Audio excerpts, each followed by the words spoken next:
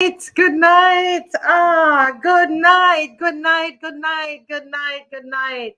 This is Marcia Weeks, and you are watching the Marcia Weeks show. We're coming to you live from Barbados, and people are on.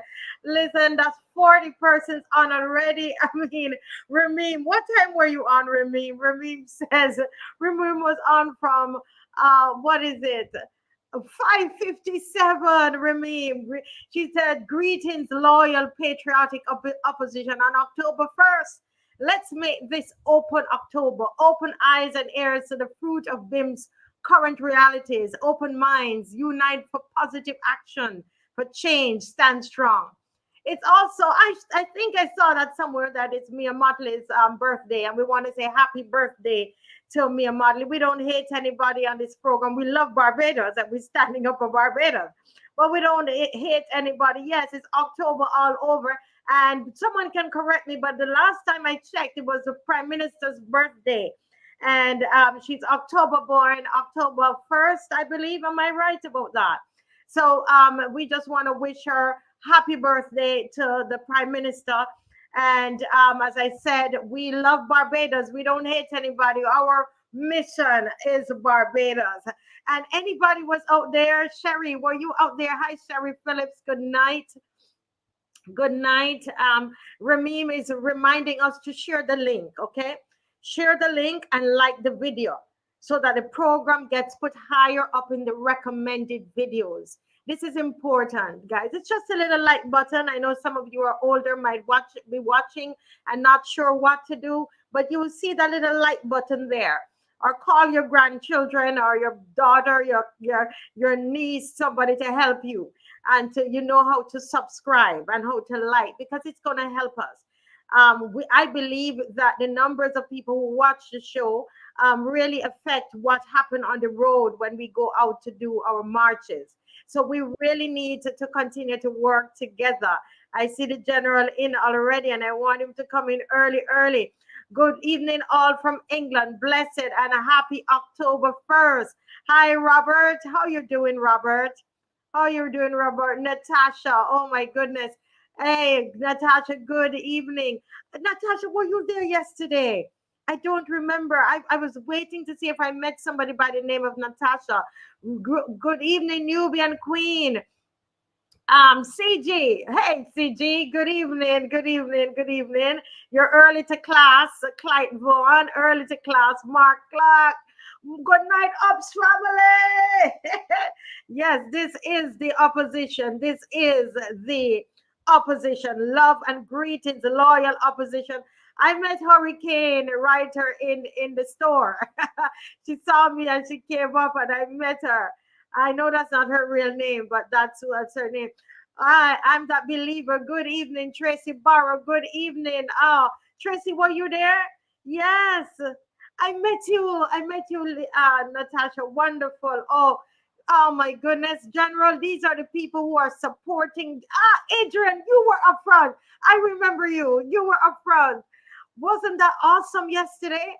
Yesterday was so awesome. Look at the big men there. Look at the men. I'm bringing it. Caswell, isn't that awesome? Yes, I Caswell, can tell you. Caswell, you're the only ballhead. You're the only ballhead there, Caswell. You're the only ballhead. Well, takes all kinds. Oh goodness. Listen, man, and they're pointing at him, Caswell. We so appreciate you. We really do. And we recognize the sacrifice that you are making each night that you come on. Sometimes I said, is he going to make it tonight? Because I know it is a sacrifice. It's a sacrifice to all of us. But Saturday was so wonderful. And what we saw, Caswell, was unity on display in the heat. The hottest day ever, they said, in the history of Barbados. And we gave out all of our placards, and people are thinking that it looks like we even had a little more than the last time. When you think about it, and to see how many persons came out, and the amazing thing, Mr. Franklin, is how we were together in unity. And there's a little thing I found that I want to read on unity and also talk about this a little before we jump into any of the issues. And this is something I found on the net. I can't seem to find who's the author of it, so I can give them credit.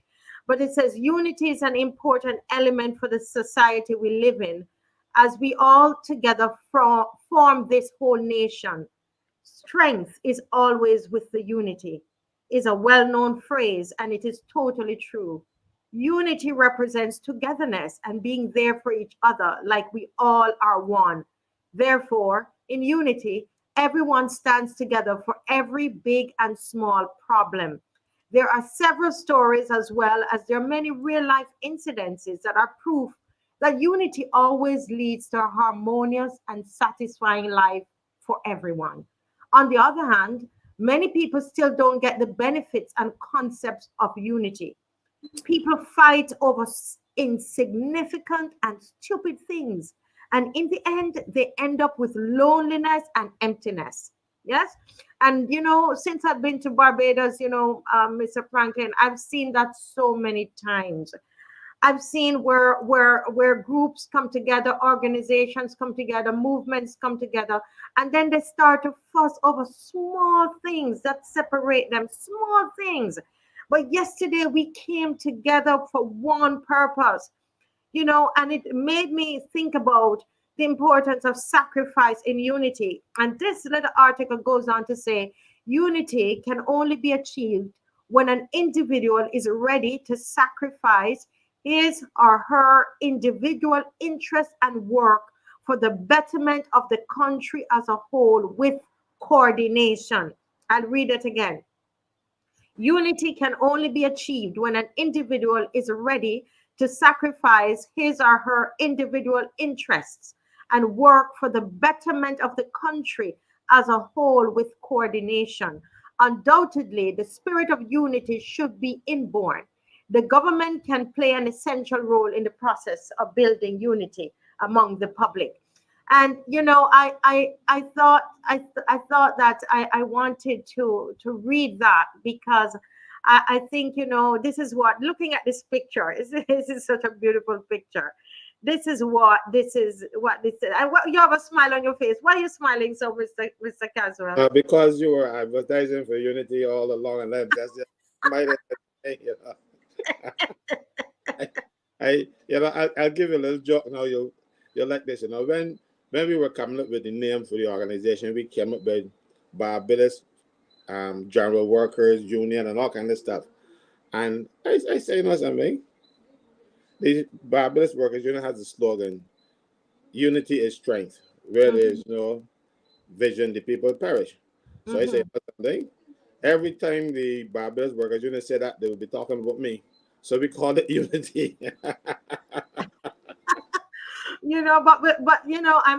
I'm grateful for the work that you're doing in unifying Barbados. And what we really want to send out tonight, Mr. Franklin, is that we must be ready for the moments when we're going to disagree.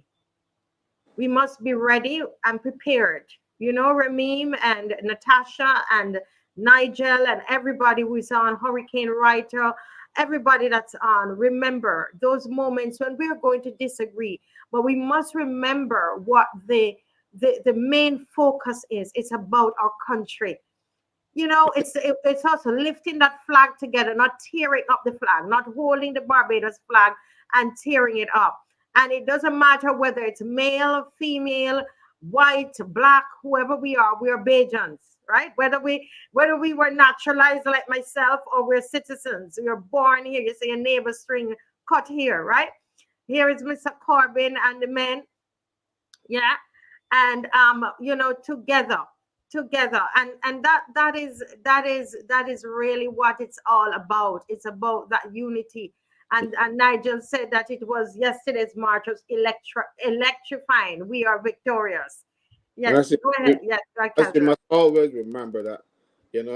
We have a saying in Barbados. I don't know if it's Caribbean word or whatever, but it's a tongue and teeth disagree at times. But you need them both. So you will, and you will always have people disagreeing. Yes. But the problem it comes when you become disagreeable. Mm-hmm. You know, you can disagree without being disagreeable. You say I don't agree with what you're saying, but you have the right to you have the right to disagree.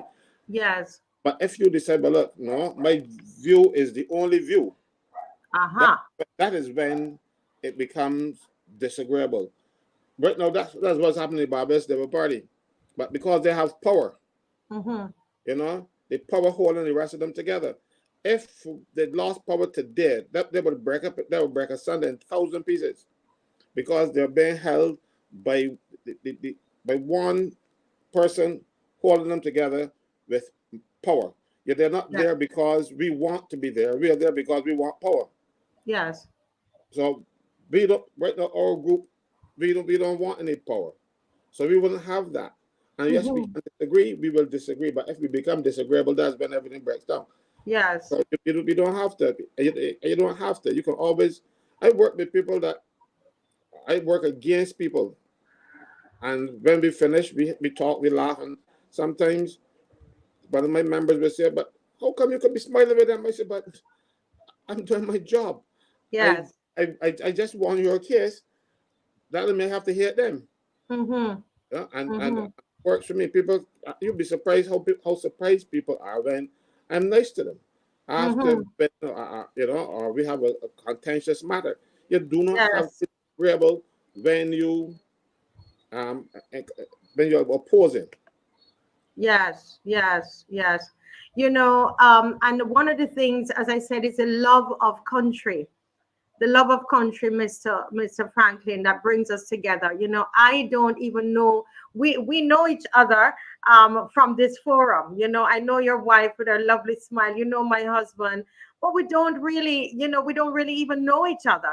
But we've come together as we're coming together with Tyrone and Natasha and CG and Christopher Shepherd and everybody who's on Jack Sobers, Nigel Newton, Mystic Angel. We come together and we have one focus, and that focus is Barbados. It's If you Barbados. if you go, Yeah. if you go up to the photo that you had before with the young lady inside there, she's one of our Trojans, Yes. fighter.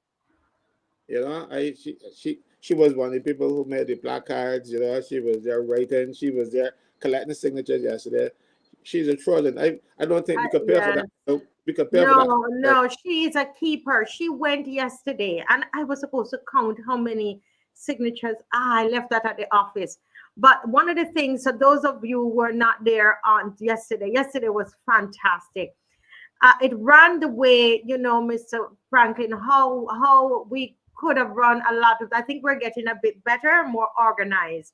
And Lisa Niles, printed the petition, and this young lady you see on the screen here, she took it and went into the shop. She went and fill up that thing with signatures.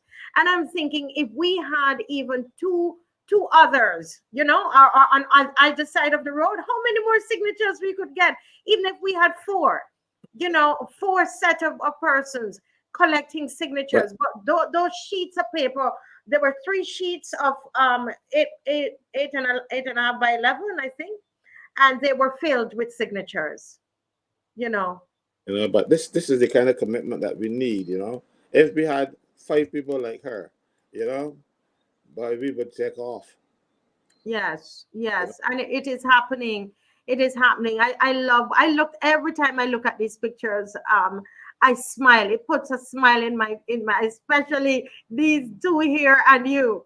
You know, it's like from different walks of life, but you're doing the same thing. And then when I see the one here, with Mr. Corbin, and we all different walks of life, different male, female, white, black, but and one yes, goal, one one goal, goal. one goal. And we should not let them listen. The other thing, Mr. Franklin, I want to say is that they're very, very skilled on trying to divide us. And I know they started that earlier clock when they're asking you what you're doing with me and Miss Mhm. McLean, to plant something in your head, right? And somebody come and they whisper something about you, and telling, saying, oh, this to me, Dave and I. We didn't listen to that. We focus, and that's what I want the people in the opposition focus. Let's be focused so that when they come, because they're going to come to test, they're going to test the unity. They're going to test the unity, Mr. Franklin.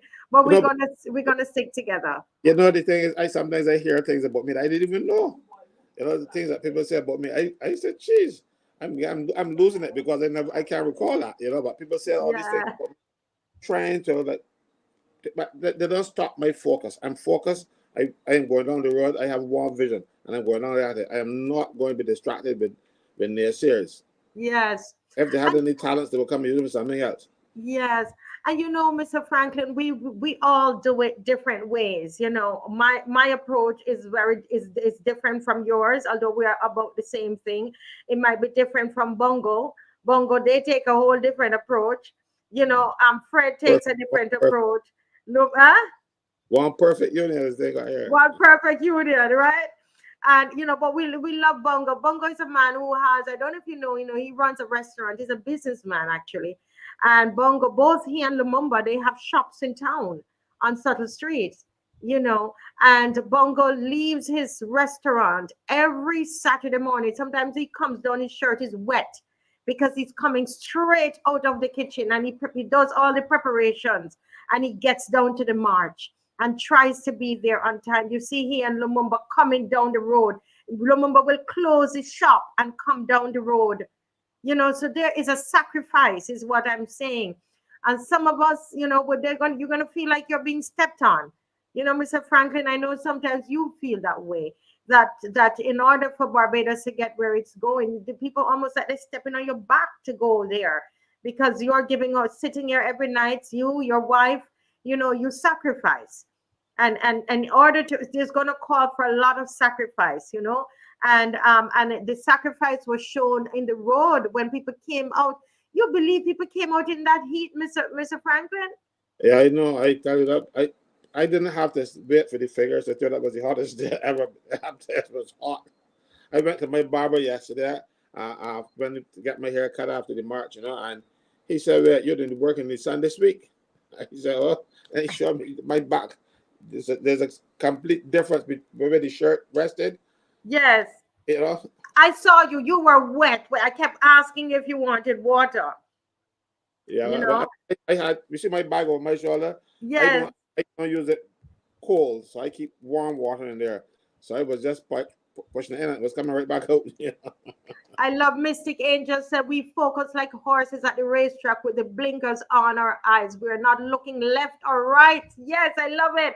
We keep the focus straight ahead. And that was the energy that was on the street yesterday. And listen to me, man.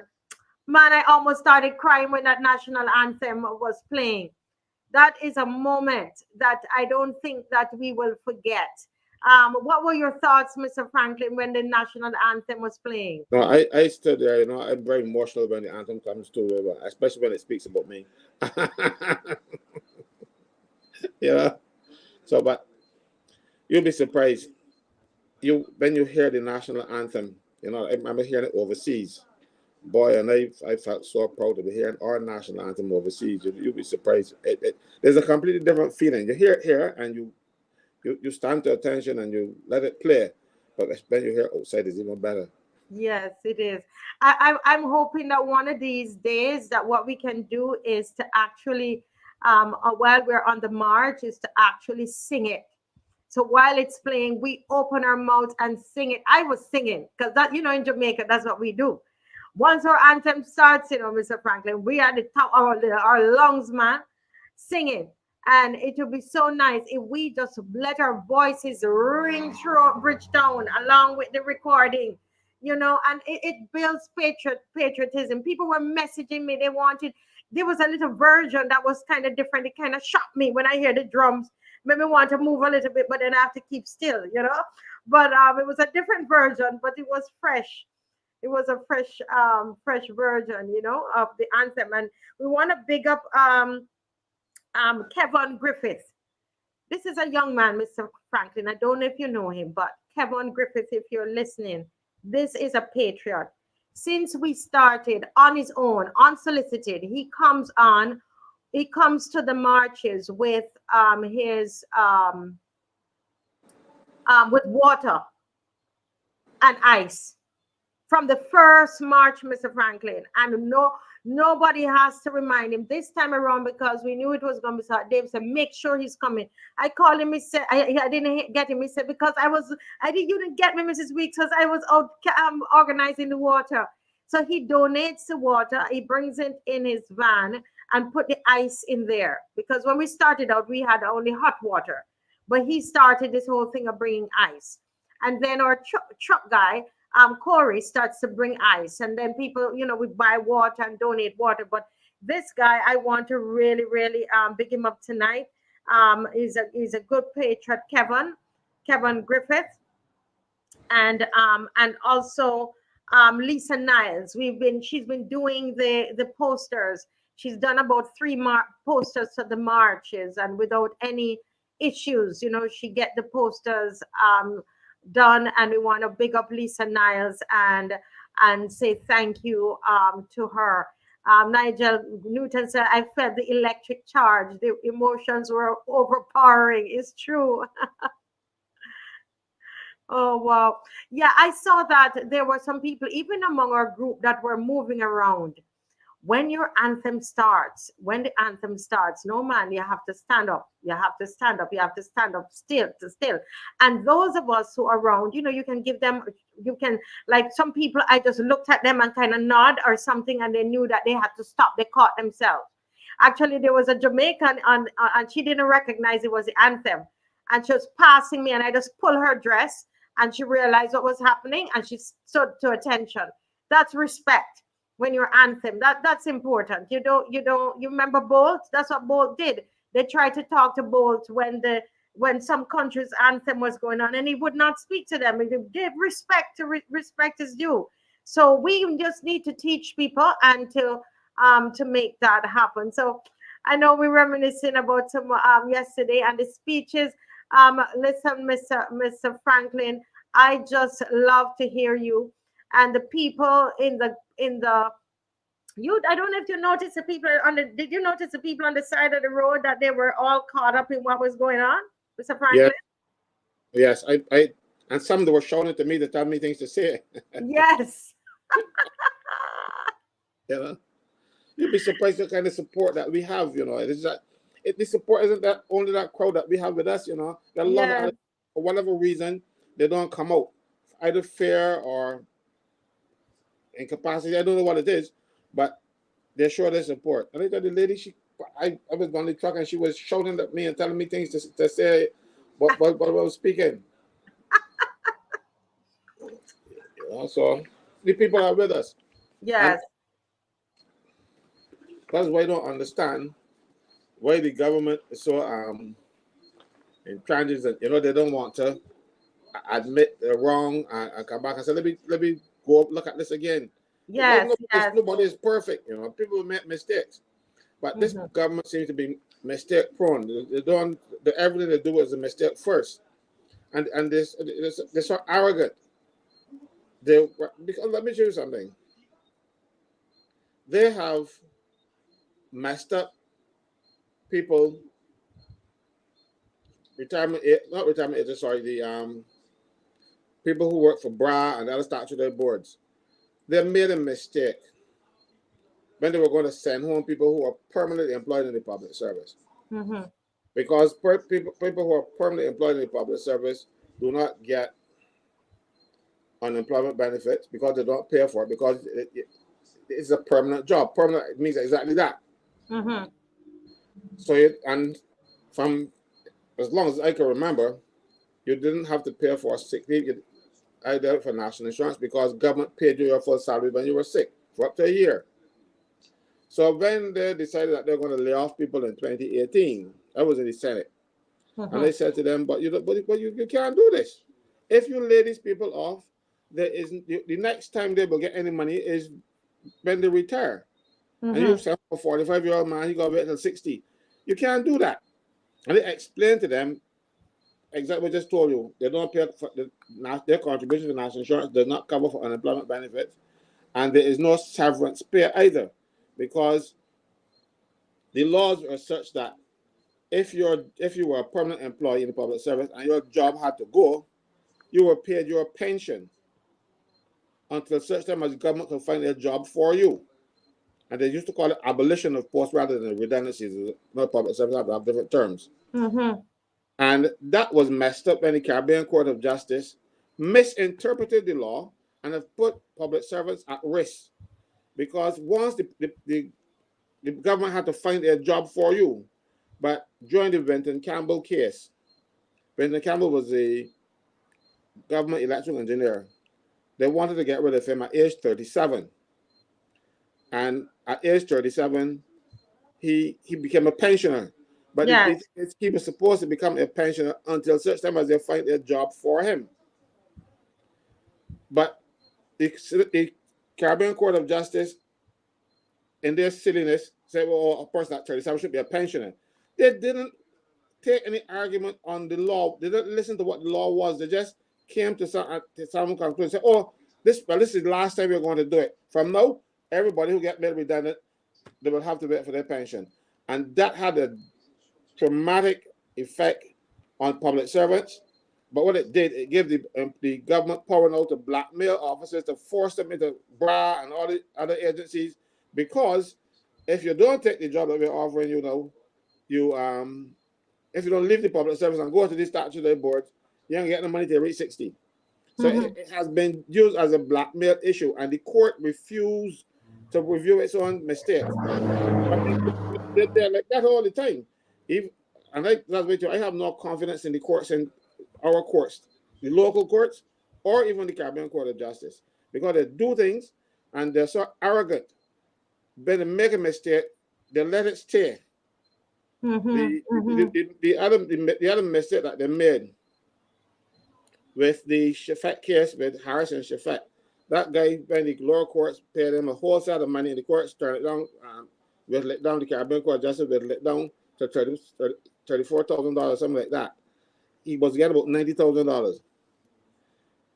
Even if you agree with their argument, and I don't, but even if you agree with it, the arithmetic when they work it out was incorrect. I wrote to them and I said, look, 2 times 2 is not 3.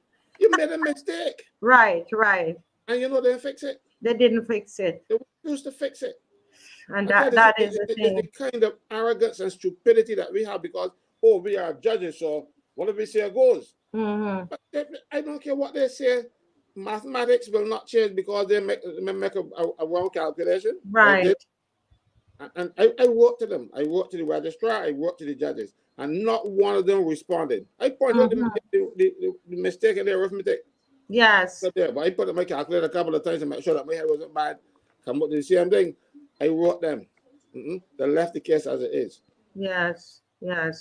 But, well, this is why we have to. Someone says here, being focused and staying the course. I see Kimar here. I don't know. He was still fixing his camera and so on, and I know he's gonna come up later. But I wanted him to just share his thoughts. Kimar, are you there? How is the Wi-Fi tonight, man? Everything is stable. Everything is going tonight. They gave me a special day, a special treatment tonight, so I appreciate it. Thank you. Don't worry, they're gonna try again. They don't know why you. Oh wow! Well, you are torn in their sides. You're probably even too torn. Yeah. Don't mind. Well, after tonight. Go ahead. I was saying I have some serious things to reveal on the show tonight, so they really want to cut me off tonight for sure. Wow. So listen, stay tuned, everybody. Stay tuned and make sure that you are sharing, because he's gonna come up later, because we do have someone who's gonna come on. Marsha Hines is going to be talking about the GIS, the Girls Industrial Schools, and what they promised, and whether or not they have been living up to the promise and doing as they're supposed to do. So she's going to join us. But then later on, Kimar going to come swinging. But before that, we have Mr. Franklin. You had started to talk to us, about BRA and but you didn't get to finish because so many things were happening, and we went the other night, man. We were so happy to send some people to France that we didn't focus on all the topics, and the people said, but you didn't touch the topics, the students want to learn. So we want to touch some of those tonight. Somebody want to say that the DJ, they love the DJ on the truck was a nice addition as well. But before I put Kimar back in the green room, because I know he'll be there preparing. Kimar, can you tell me your thoughts about the march yesterday? Yeah, I also enjoyed the march quite a bit. I know the sun was hot, but I was seeing that the sun was charging us up. Yeah, it was giving us the fire to go. Thanks to Kevon for bringing the water. The water definitely helped. So I want to appreciate him for that, and I want to appreciate all the persons who braved the sun to make a firm point to those in high office that we are serious about our representation. And I want to compliment all those persons who went to that march and all the other marches and marches in the future. And I look forward to seeing you at Roadside Parliament next week. Yes, Roadside Oh, Parliament. please, big up the Roadside Parliament some more, because we had at least one person that I know logging on for it tonight. They You know, thought it was tonight. Yeah, they thought it was tonight. So we got to make sure we keep stressing Yes, it. let me put up the flyer where you're gonna still hear us. You just seen the flyer there. So I think it's Kimar's mic. So I'm gonna Kimar, can you turn down a little? Probably. Yeah. Let me just talk a little bit about this. That actually, these things come from the people. It's the people that name it the Roadside Parliament, the people, and even the singing of the national anthem. That the idea, I was telling Kimar this morning, the idea came to me when I was reading the national anthem.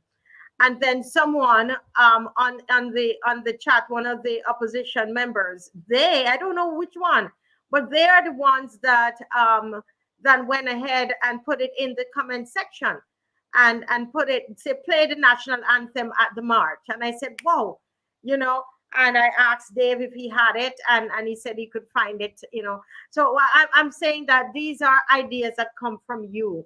And one of the things we want to do, at that public meeting, the Marcia Week show. We're not going to be here next Sunday. We're not going to be virtual, although we're going to be having a virtual party because we're going to go live. But we want to see you there. If you live in Barbados, don't sit at home and wait to get the link. No, man. Come down and make a rub shoulders together and let the opposition sit down together. All right. And it's going to be next Sunday evening, and it's 5 o'clock, not 7. If it's 7 o'clock, you're going to miss a lot of it. 5 o'clock, and it's Westburn Plaza, back to Baxter's Road, St. Michael, and it's Baxter's Road and Westbury Road. Okay, right there at the stop signs. Okay. And it is going to be Sunday, the 8th of October at 5 o'clock. And we ask you to bring any food items that you have for donation to those in need, because there's people who people need things, and so we have barrels that we need to keep replenishing the barrels. A lot of times we don't come on here and tell you all the things that's been done. As I tell you, I go by Caswell's place and see Caswell have all socks and all kind of things underneath his desk and food vouchers. Let me tell you, this man is something else. Winston is another one. Bongo lights. I go by Lumumba found that there's a girl on the street. It's always something, and people always need things. So what we want to do, Mystic and Natasha, when we come together, when we come together on Sunday evening, bring some food items. We're gonna have the barrel there, and you just come in as you come in, and you drop the stuff inside there, and we're going to then give it to those that will be able to distribute it, and so on. Okay, so that we are keeping the unity and taking care of our fellow Bajans, because people are having a hard time. So next week Sunday, is we're going to be there. What are your thoughts, Mr. Franklin, about the roadside parliament? Well, I am raring to go. I like the person who I have to tell this next Sunday. I'm like them. I want it all like no. Yes, Mystic Angel said, don't forget to bring one of chairs. One of chairs. That's my Bajan. One of chairs. Listen, one time I tried to talk Bajan, and it seemed like it was bad words I was cursing in the church, to the church people. Let me tell you, they clear out the chat, man. But I didn't know it was bad words. But I know that this is, we in Jamaica, we say "wuna." We say "uno." Oh my goodness, I'm getting Bajan. We say "uno," and you say "wuna," right, Caswell? Yeah, come from the same root. Yes, yes. As Alwyn, on a serious note, though, Alwyn is saying people need the help. The prices in the supermarkets, they're high. And on a serious note, I wouldn't want us to gather and we don't do that, because it's even today. Today, people need the children start school and they haven't paid the money for the $75 so they them to get the books, and they're looking for help. It's a constant thing. So I have the poster up. Once you see the poster, I saw Alwyn posted it on his Facebook. Once you get the poster, man, post it now. Put it on your Facebook. You're gonna get another one with all the panelists will be on it. All right, you're gonna get another one like that, another poster, and make sure now we need to have it ram off. Enough people come out, bring everybody, 5 o'clock. If you want, bring a picnic basket and eat your Sunday dinner down there. I don't know. Right? Talking about posting on Facebook, Marcia, I think I sent you something on Facebook. Yes, you did. Okay. Yes, you did. Right. You are something else. Listen, somebody here is saying, somebody here. Listen, guys, are you coming to the roadside parliament? Who are the people coming? If you're coming, give me a thumbs up in the comment section. We don't want, if we go down there and it's 3 persons down there, it's not going to look good. You understand? Let's be real. It's not going to look good, man. Right? We need to come out, make the effort, cook early, get a little nap, and come down early. Bring your chairs, right? We're gonna have some music, and what's important is that you're going to get an opportunity to speak in that microphone. As I said to Kimar today, Kimar, the opposition is not the panelists and myself, It's not Caswell, Kimar, Maxine McLean, Lynette Eastman, and everybody who come on here and speak, the pastor Ferdinand Nichols and everybody else. No, that's not Lumumba and everybody else. No, that's not the opposition. The opposition, it's you and I, it's everybody. So this will be an opportunity for you to come and to share. Obviously, we're going to have to time it. Everybody get about 2 minutes, right? So we can get in everything that you want to say. But we got to hear, we are the opposition. It's the people. So come ready. Write down the things you want to say. Make a little note and write them down, right? The gallery must be full. Yes, I love it, Alwyn. The gallery must be full. Yes, so listen, come out early too, and bring people with you. Okay? All right. So that's enough of that right now. Mr. Franklin, what's on your mind? I wanted to just go back to the bra thing that I was talking about when we were going late. Mm-hmm. Because we have a lot of corruption in this country, and corruption is what brings down the country.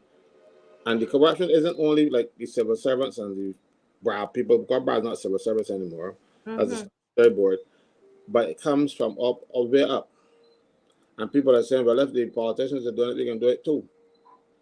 You know? And you get situations where politicians overrule town planners and give people their planning permission, even though it's not in the best interest of the country.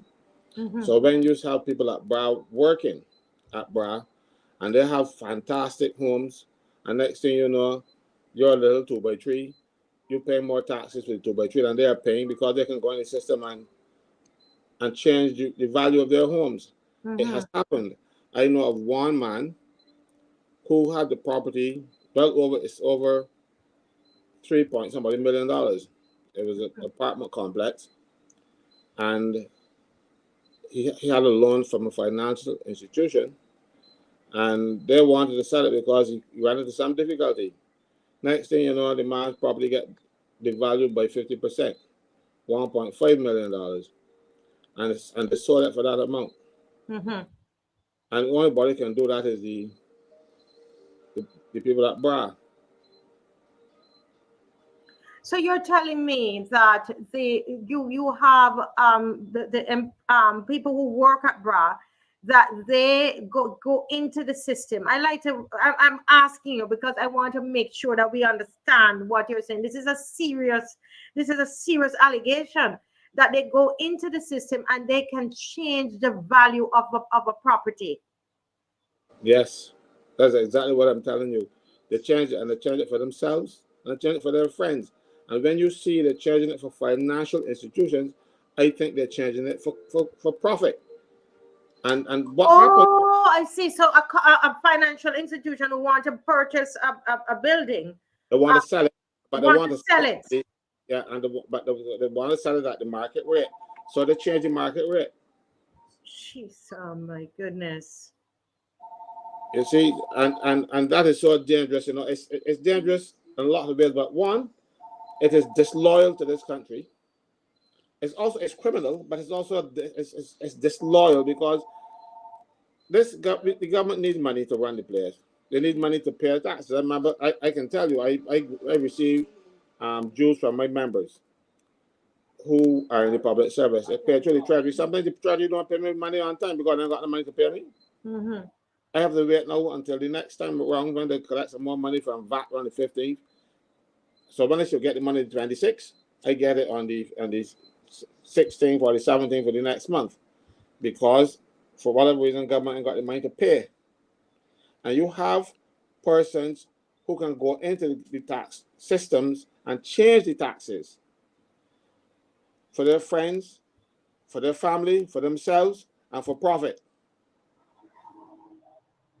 Who is the minister that would be Strawn as well? No, Strawn is not a minister of anything. Is a minister in the prime minister's office? There's no such thing in law either. He should really be a parliamentary secretary. The Constitution provides for that. It says if the minister needs assistance, he's given a parliamentary secretary. That's provided for in the Constitution. It doesn't say that a minister should get another minister for an assistant, because both will get same pay. So how are you going to get an assistant working same for you? So that also too is a kind of corruption, because you want to give a fellow a bit more money, call him a minister, because minister in the ministry does not have a portfolio. But because Strawn is not the minister of anything, sometimes he might act as minister for some of the prime minister's portfolio because she is never here. Absentee. Yeah, she is an absentee prime minister. So he might act during some of the times when she is not here. But other than that, he has no real portfolio of his own.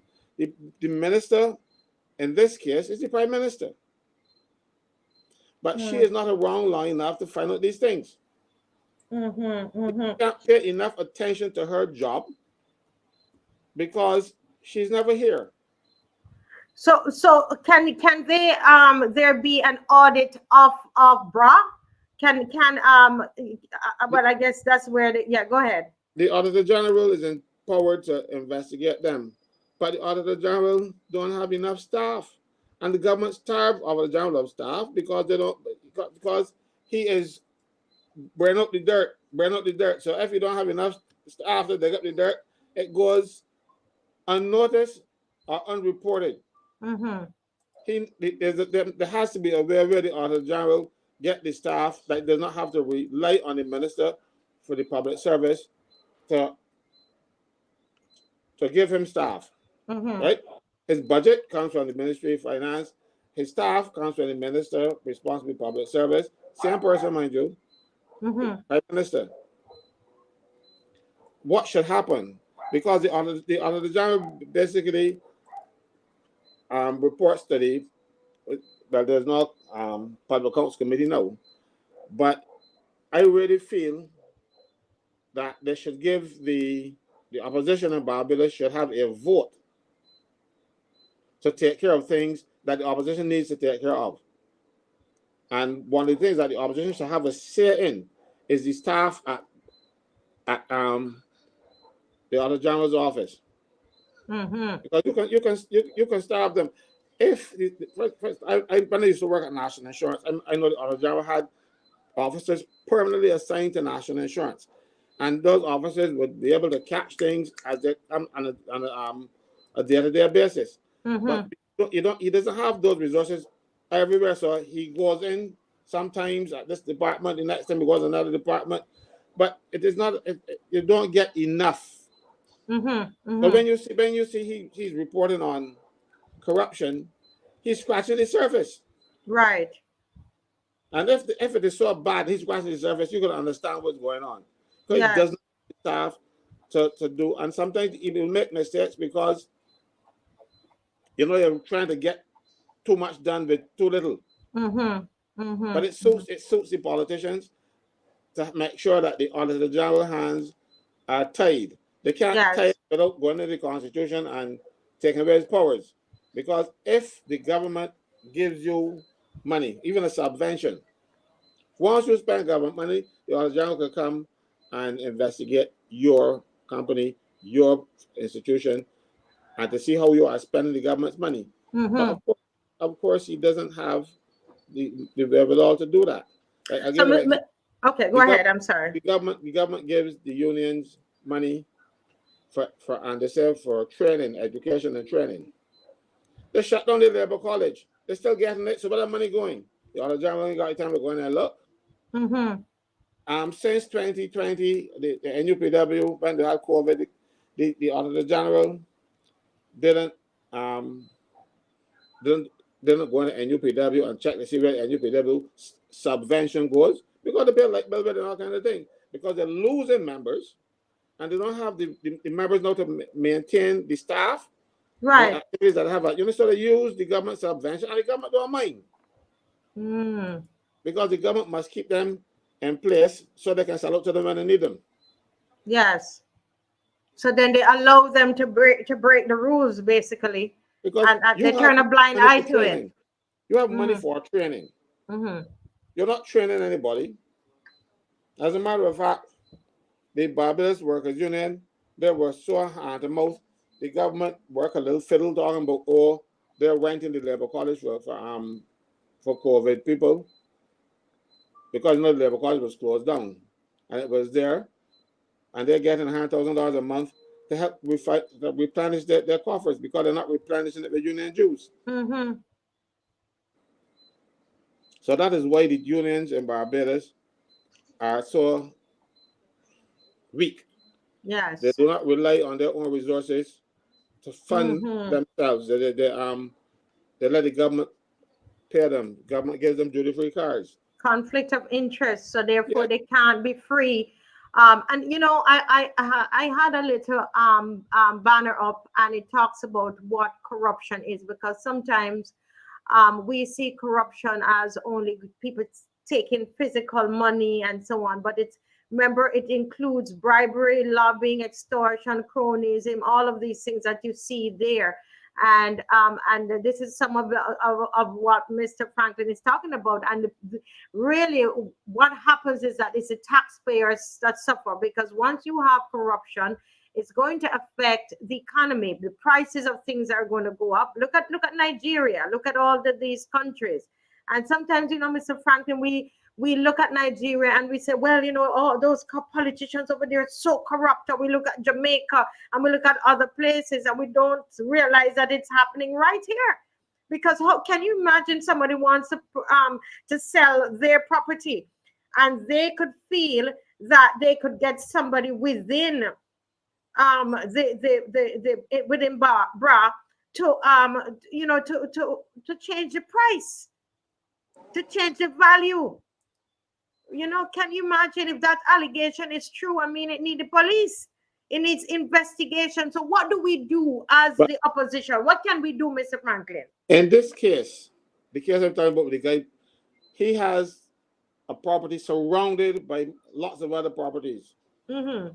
The only property that was devalued was his. I can understand they're saying, well, look, you know, the land in that area depreciated, or because of the builder of pig pen or something, so on, the property values go down. Yeah. Definitely going to happen, because then all will be affected. No, his was the only one in the area where the value went down. That is not a coincidence. That is corruption. And why did they, what are they getting out of it? What is their purpose of want in your mind? What do you allege could be the reason they're doing that to that man? Well, the financial institution that is doing it, they will get the money, the property sold to their friends. Mm-hmm. That is one. But the officer who is actually doing the deed, he can get a kickback. And that's the problem. So, but when he getting the kickback, the value of the taxes on the property note, the taxes on the property note go down. So the government is not getting the money to pay nurses and doctors, and the hospital really need doctors and nurses instead of corporate communication specialists and them kind of people that don't treat a patient. We got all kind of fancy titles up there and not nurses. But that's another thing for another time. Mm-hmm. It's just that when these things got in my head, it's getting me vexed. Mm-hmm. You know, so we have too much corruption, but the corruption starts at the very top. Look at elections. It is contrary to the laws of Barbados to have these big fests during the election campaign. But you see Lil Rick and all those people on the platforms and things, that is an offense. Our laws speak against it. Mm-hmm. No, you can't give people have fests and give them food. You can't give them money. But all of these things happen. And right. People, when they get elected, they call themselves honorable. There's nothing honorable about stealing or cheating to get a seat. Mm-hmm. So the corruption doesn't own, and you think these civil servants seeing this, knowing this, and feel good that everybody's even let me get a chance to? So that's why you will get this kind of corruption at Bra.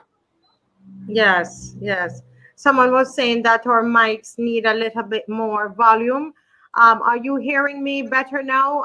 Adrian, Kentley, Trevor. Good night, Trevor. Trevor is working. Trevor Seeley is working on a website for the Marcia Week show. Thank you, Trevor, so that we can get all of our shows in one place and they can't mess with us. So he's working, and we'll soon get to show you a little bit of it, right? I hope that this week we can start to show you what it's looking like, and so you can go over there and find what you need. But let me know, guys, are you hearing me a bit better? And are you hearing Caswell? Give us some feedback, please. I know a little bird, somebody tells me that they want to buy Caswell a microphone, and I think they're going to do it this week. Somebody whispered and told me that, and I'm going to tell you who it is. we have to fix up our general, you know. We got to fix him up. Yes. Okay. No problems on my end. Go ahead. My sir. iPad is up to all. This I just checked. It's up to all. So yes. Okay. Mr. Maximus. I have to shout. Mr. Maximus is our truck guy. He says loud and clear. Loud and clear. Okay. Go ahead. Go ahead, sir. Yeah. So I was telling you. So if you have corruption at every, you know, the only place I don't see corruption is at Government House, but I call it State House now. I'm not saying there's none there. Just that I've not seen it. You know, and in the ministries, you have corruption. The departments, you have corruption. Wherever you go, there's corruption. I was telling you about the corruption at sanitation. When you have, and the next day, Marcia, the minister came out. So they wanted to show, you know. The minister came out and he's talking about you can't get parts because of the thing in Ukraine. You can't get things because of Ukraine because grain. We ain't got no grain in the sanitation. There's grain that was the problem in Ukraine.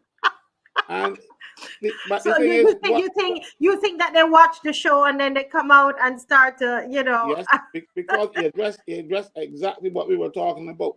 But he didn't listen, or either he watched it or somebody watched it for him, but didn't report faithfully, because we were talking about spare parts for the vehicles that were already in the island at sanitation headquarters in Wildy, not given to the mechanics at sanitation to do the job. And instead they're hiring two tractors from C.O. Williams for $800 an hour for 8 hours a day, 40 hours a week. And then you go and you take the same the tractor that they can fix. In one tractor needs an engine. The engine is $250,000, and you are paying. You are corrupting a person from the company that normally would fix it if the sanitation people don't have the wherewithal to do so. You went into that company's staff, pull out one of their mechanics, and get him to do it for $230,000 instead of $250,000 that it would cost for a brand new one. But you really feel that mechanic can get $250,000 for fixing that tractor if you get it fixed? You really believe that? I don't. So that $250,000, he can see a bit of it, but he ain't gonna see all. Yeah, but let me ask you something, Mr. Franklin. This is where I want us to get at. You know, this is the space I want us to get at. My question to you is this: what can we do as the opposition when we see all of this corruption going on? What are some of the steps that we can take? There's about 350 of us on now watching. What can we do? What can we really do? We know the Auditor General, he's trying his best, and as you said, he's understaffed. But you know, what can I do? What do you recommend? No, what I'm asking the people to do when they see it, tell me, because I know some people are going to be afraid. You know, so tell me, and I assure them that I will keep their names secret, and I've kept their names secret for years. People even at the level of permanent secretary have given me information to use when the government was going to be corrupt the PSs, but now the PS is frightened too. So they will let me hear a little thing. And so and then they would say, well, okay, but you're going to give me documents. I'm not coming out there and saying things out of the blue, and they get them. So when they feel like these things fall off a truck, they fall off a truck. So you take it, you actually take it all the way and make sure that it's dealt with, is what you're saying. Yeah, you know, like, I'll tell you, I've even had situations where, and I'm not ashamed to tell you, when I saw things going that could harm the national security of this country, I sent a message to the Prime Minister. And I can pull up my phone and show you where she went back and said thanks for having respect for the national security issues of the country, because some of these things are so devastating if you get out. Barbados will be ungovernable. But people tell me a lot of things, and some of them I have to put them in the balance and decide, but look, there are things that I can say publicly and things that I can't. If I can say them publicly, I do. If I can't, or if I in my judgment, because it's my judgment that I use. My judgment, I say, no, this will hurt Barbados. But they get everything. Yeah. This person is saying that corruption is on rampage. Only the people of Barbados can rein it in. Only us, the people, can do it. And that's what Caswell is saying. If you see it, then you say something. How? Demand referendum and follow through on them. There is no political solution. Politicians won't clean up ever. And you know, that is the thing there, that we have to be able to do something, whether sometimes it's you know, to write about it, call the programs, do something, find something, but don't sit down and pretend, because it's going to affect us all. I'll give in the end. Yeah, I'll give an example of the corruption in this place, because if you come to my office now, you will see some foodstuffs in the other room there that I will hand out. And those foodstuffs came in a barrel from the United States. I went to the agencies. You know that right now there are some agencies on the Spring Garden, but not Spring Garden, but no, the Mighty Grinder Highway. And instead of having to go in the port, these private side agencies set up their warehouses and stuff, and you go out there. I went and I checked the barrel to see what was in it, and the customers then say how much money they should pay. But you don't pay at that site. You have to leave there and go down to the harbor gate where the customs cashier is now, and you pay there. But the customs seal back the thing, and the people who work at the warehouse put the container, put the barrel there till you come back. Yeah. I can assure you, when I came back, the barrel was closed up. So, my sister-in-law, she accompanied the barrel from there to her place, so I get it from there because it was at work. When the barrel was open, a lot of the things that I saw in the barrel were not there. Right. Because the customs officer, she actually helped me pack them back in. And so she helped me pack them back in, so I know they were there. So when the customs then put it back, somebody went in there after the customs death, people who work in those warehouses, and steal them. Yeah. And the same thing happened with my sister-in-law's barrel. She had a packing list. But when you look at the stuff that her daughter sent for her, they're not in the barrel anymore. But do you think it's a case where, I mean, we see the Auditor General report, it comes out, annually, and all of these discrepancies, and nothing is done about it. Could it be a case where we're seeing people who are in power getting away, well, seemingly as though they're getting away with murder, as we would say, and therefore the little man, they feel like, well, man, if you take out one thing out of here and you do a little thing, it doesn't matter. But Marcia, they take out one thing. Like, for instance, I saw about 6 or so things of peanut butter. We get one. Well, you know what? They left one for you. Yeah, they left one for me.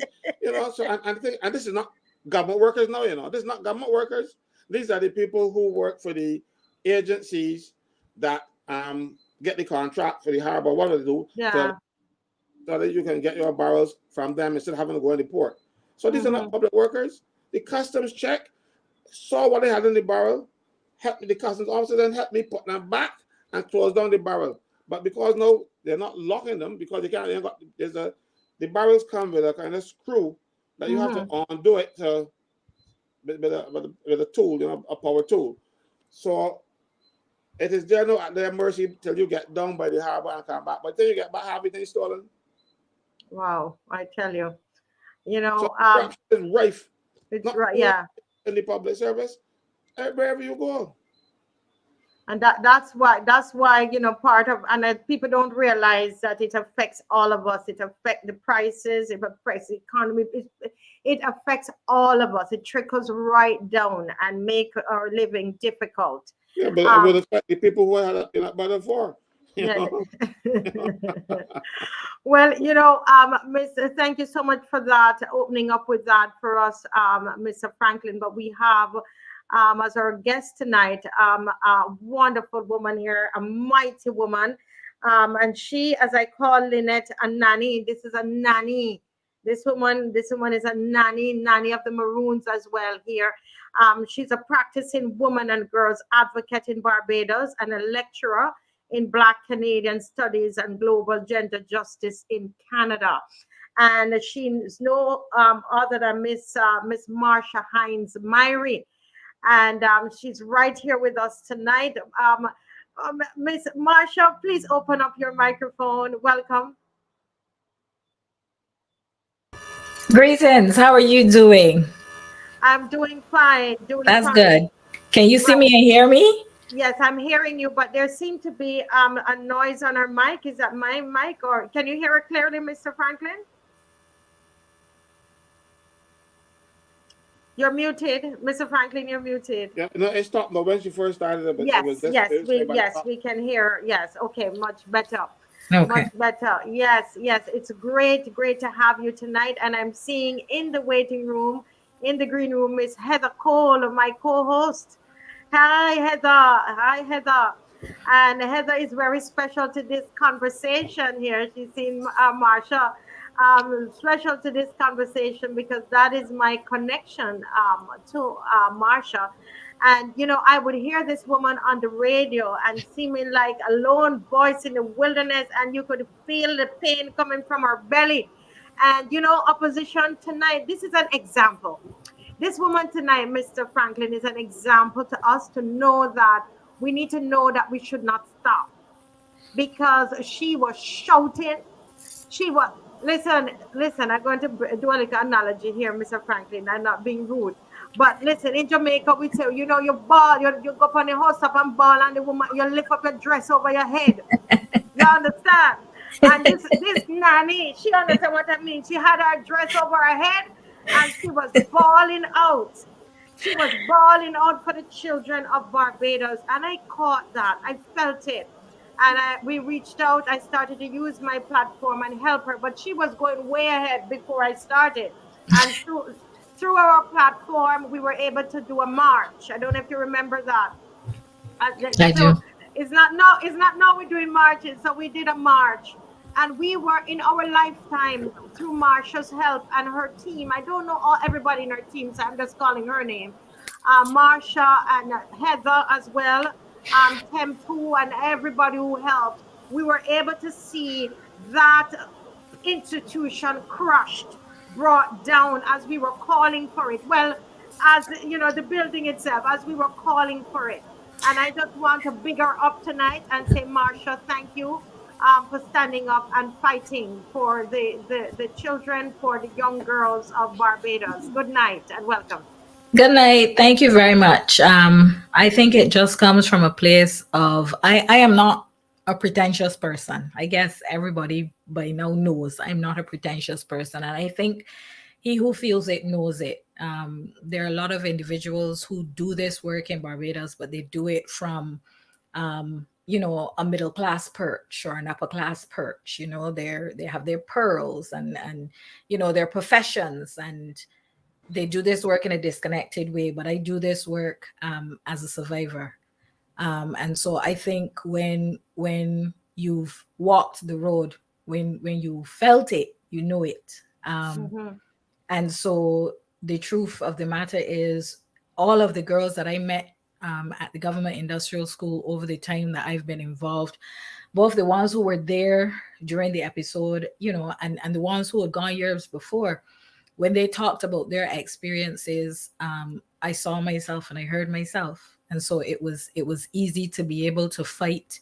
And like you say, to fight with the pain and the passion, because it was real, The reason why I kind of, shook my head when you say we crushed the institution is very much still there, very much still operating in the same way. A lot of the staff, that they would have told us in the various reports are incompetent and should be scattered and not work at the school, still work there, right? There's still some of the staff members that the girls would have alleged of various abuses, physical, sexual, emotional. They're still there. So at the end of the day, we have gotten wandering struck from the law book. Yes. And I'm happy about that. When I say we, I do really mean we in Barbados, the national conscience of Barbados. But at the same time, the institution persists, because this government is one where when you call out something and you ask them to pay attention to it, you're then punished instead of the issue being addressed. And that's a really sad reality of So where we are. when you say you're being punished, you mean you specifically or some of the girls? What do you mean? Can you explain? Well, one of the reasons that I have done my advocacy in the way that I have done it, I mean, I've worked in the women and girls space in Barbados for 23 years, right? I look a little bit, but the gray hairs are coming in. I've worked in this space for 23 years. And the reason why I was able to do my advocacy the way I do my advocacy is because I have the privilege of dual citizenship. The government can't take a job from me. They can't silence me. But there are other people who have been punished, and their story is not mine to tell, and I haven't gotten permission to tell it. But there are a number of individuals in the government industrial schools scenario who are trying to keep the children safe, who up to today are being punished through, you know, the way that they're being treated with their work, conditions of work, all kinds of things. They are being punished. The outcome of the case was that both of the girls were supposed to receive settlements in interest-bearing accounts that were supposed to be held until they were 18 years old. As I speak to you tonight, as far as I know, up until the time of speaking to you, the government has done nothing to put that money where it belongs for those girls. You're serious about that? Because they were also, you hold a minute here. Heather, you can believe this? Because I know some of these girls, they are financially, it's tough on them. They're moving from pillar to post. And you're telling me that they have not taken care of these girls. And I mean, oh my goodness. Wow. So that's what we're dealing with. And don't get me wrong, even if the government had taken care of their part, they couldn't get it, because one of the restrictions is that, you know, they have to wait until they're 18. Mm-hmm. So the issue here is not so much, you know, whether they will get it in their hands or not. The issue is about decency. And this is a thread that I hear Caswell talking about all the time. If you are running the public affairs, you have to be transparent. You have to be decent. There's a standard that you have to set, right? And somehow we've moved away from that in Barbados. We've moved away from it so far that sometimes I wonder if we will ever get back there. It really is disheartening to see what is happening in Barbados, and to see, you know, just over the span of my lifetime, kind of the way that I've seen Barbados kind of fall and flounder from what I knew to what we have now. It's almost like in every sector in Barbados, we are struggling to pick up garbage, to run the airport, to deal with sewage, to deal with education. Queen Elizabeth Hospital in a mess. You know, people are getting hopeless, disheartened. You see crime on the increase. Barbados is it just feels like we are adrift. It feels like we're really, really adrift. Yeah. Somebody here is asking a question. It's that says the AG had thoughts about appealing that case. Is that true, Marsha? I really wished he would have. Like, I was kind of secretly hoping for, you know, the opportunity to bring even more evidence out with the appeal phase. But no, the appeal phase has come and gone. The government has never appealed. And so the decision stands. Wandering has been struck. But like I said, what is happening now is that a lot of the children who find themselves in the position where they're in need of care are still not being treated to in a way that is humane and where their needs are met. So, you know, they're sending them across the institutions that they do have. But the difficulty is that the institutions are not safe. We have, you know, one of the things that is really wrong with Barbados right now is that we have a social services that is in a shamble. It is in a shamble. And when I talk about a shamble, I don't just mean the fact that, you know, women will go for a voucher and be talked down to and be screamed at. You know, we don't have individuals who respect and want to help the people that they're working with, right? And I know there will be a one or two. So, you know, people will come and say, oh, I'm trying to paint everybody with a broad brush. It's not that I'm trying to paint everybody with a broad brush, but at the end of the day, the majority are approaching their clientele that way. And I don't have I will not step back from that comment. Our social services are supposed to do no harm. And sometimes they are the very seat of harm themselves. And so a lot of children who are in need of care are still not being handled in the way that they need to be handled. You know, you talk about our social services and just the way how we are just treating each other, just humanity, really. And we have the situation here with Rachel Lane, who fell in the well, you know, because she was at work and wanted to use the bathroom.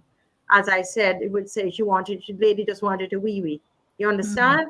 And she there was no bathroom, right? And therefore she had to go and use the bush. And this is 20, that happened in 20, what year is it, Caswell? It was I think it was 2021? 21. I think it was Yes, 2021. thank you, Heather. 2021. And you know, like if I tell people, when I tell people this that are outside of Barbados, because they see our prime minister and they think we're so progressive. You don't even know when you travel outside. And when I tell people that there was someone in you know, if I tell my mother this in Jamaica, she can't believe it. You mean Barbados? And she would say the lady had to pee pee in the bush. You know, I mean, they would not believe it, right? What are your thoughts about it? You're a woman's advocate. When you heard about what happened to Rachel, talk to me, Marsha. Well, it is no secret that the issues of women and girls in Barbados have not attracted political will over the years. Like this is, I don't want to make it seem like this is something that just began, right? Because women have been not having a place to relieve themselves, to change their sanitary wear when they work in the agricultural sector, pretty much from the time of you know, back when the fields were all in cane and we were enslaved people. So let's pretend like this issue started today. But I think what makes it particularly hurtful is that we are now in the age of quote unquote the woman in Barbados. So people will rattle off to you female prime minister, female president, female this, female that. And it is offensive that we have individuals who have used, you know, women's struggle to be able to advance their own careers. But when it comes to really offering the change and being defenders of the women of Barbados, there's silence. I think one of the things for the last couple of shows that I have listened to, we've been talking about the NIS issue, and we've been talking about, you know, how to get our politicians to pay attention. I heard you ask as well just now, what do we do? How do we change things? I think that at the end of the day, the way we consume politics in Barbados has to change, right? So you have individuals, like yesterday, I made a comment because I would hope that the world has more sense than what I heard purportedly, you know, wherever, about whoever, not calling any names, right? Oh, you mean let's be a little bit. I'm not calling him names, but the person who had a birthday today, that we wish her happy birthday. I really would hope. And there was a CNN report about the birthday girl, and sincerely, at the top of the show, I wish her a happy birthday, because this is not a place where we hate people. We're just talking about Barbados. But anyway, go ahead. I would hope that the world has more sense. I was in a conversation over the weekend and got myself in trouble as usual, because, you know, the person was explaining to me, again, the person does not live in Barbados. There is a way in which a facade is being created, right? So if you experience the narrative and you live outside of Barbados, it sounds very credible. The people outside of Barbados are not aware of the government industrial school. The people outside of Barbados are not aware of Rachel Lane. The people outside of Barbados are not aware that homeless women in Barbados still stand to lose custody of their children. Like, there's a whole set of things that people outside of Barbados are not aware of. So, you know, I made some comments and the person was like, but I don't think everybody, I think your opinion is, it must just be a individual opinion. This is not what I hear people saying. This individual is progressive. They're doing a lot of work on climate change. And I asked the person to simply say to me, tell me, what social justice struggle is this individual associated with? this individual is a career politician. This individual is not a social justice, warrior, fighter, whatever. And so I think we need more people in politics that their aim for being in politics is just beyond power. It's just beyond political office. It is about coming to politics to change, how some constituency outside of a political constituency is experiencing their life, right? And I think that women like the case that you're highlighting here tonight, the working class, the individuals who are nameless and faceless and are only useful once every 5 years, are the ones that suffer the most. And so, what has happened here shines a broader light, right? It shines the light on some of the nurses that Caswell has been fighting for in the polyclinics over the last couple of weeks that work in some very dire conditions as well. It sheds light on teachers in Barbados who are now, seeing their terms of service changed and, are being scattered hither, thither, and yon over the teaching service. All of these things happen because these particular workplaces are feminized. They're places where women work, right? And so, the agricultural sector, we talked a couple of years ago when those girls lost their life in town, but that we still got a lot of one-door stores in town. And the only reason why more people have not lost their lives is because nothing really has happened since then. But we haven't made it safer for women shop stewards in Barbados coming out of that incident. The stories remain the same, right? So across this society, across the Barbadian society, you see that women don't have fair access to good working conditions. And so Rochelle's case really just throws up some of the unresolved issues, but then, people will walk the world stage and make you feel that, they're transformational and Barbados is becoming better for their leadership. And that's not what I'm seeing. That's not my experience. If I can say something, what you mentioned at first, Marsha, that people outside of Barbados have a different perception of what Barbadians feel about what is happening. Yeah. I spoke the day they had the flood, which was Friday. I spoke to another Barbadian woman who lives here in New York. She said she was here for a number of years. And when I tried to explain to her what was happening, she had a completely different perspective. I could not believe it. Yeah. And it is as though we who are opposing what may happen was doing something wrong. And she has this perception that the country, that the Prime Minister is trying to create a mini USA in Barbados. And for the life of me, I can't see it. So yeah. I think it's really problematic. And the other thing that is so offensive to me, right, is that the news report on Friday says that one of the major proponents or supporters of this action is none less than the Prime Minister of St. Vincent and the Grenadines, whose record of women and girls in the Caribbean, not just in St. Vincent, precedes itself. Let's put it that way, right?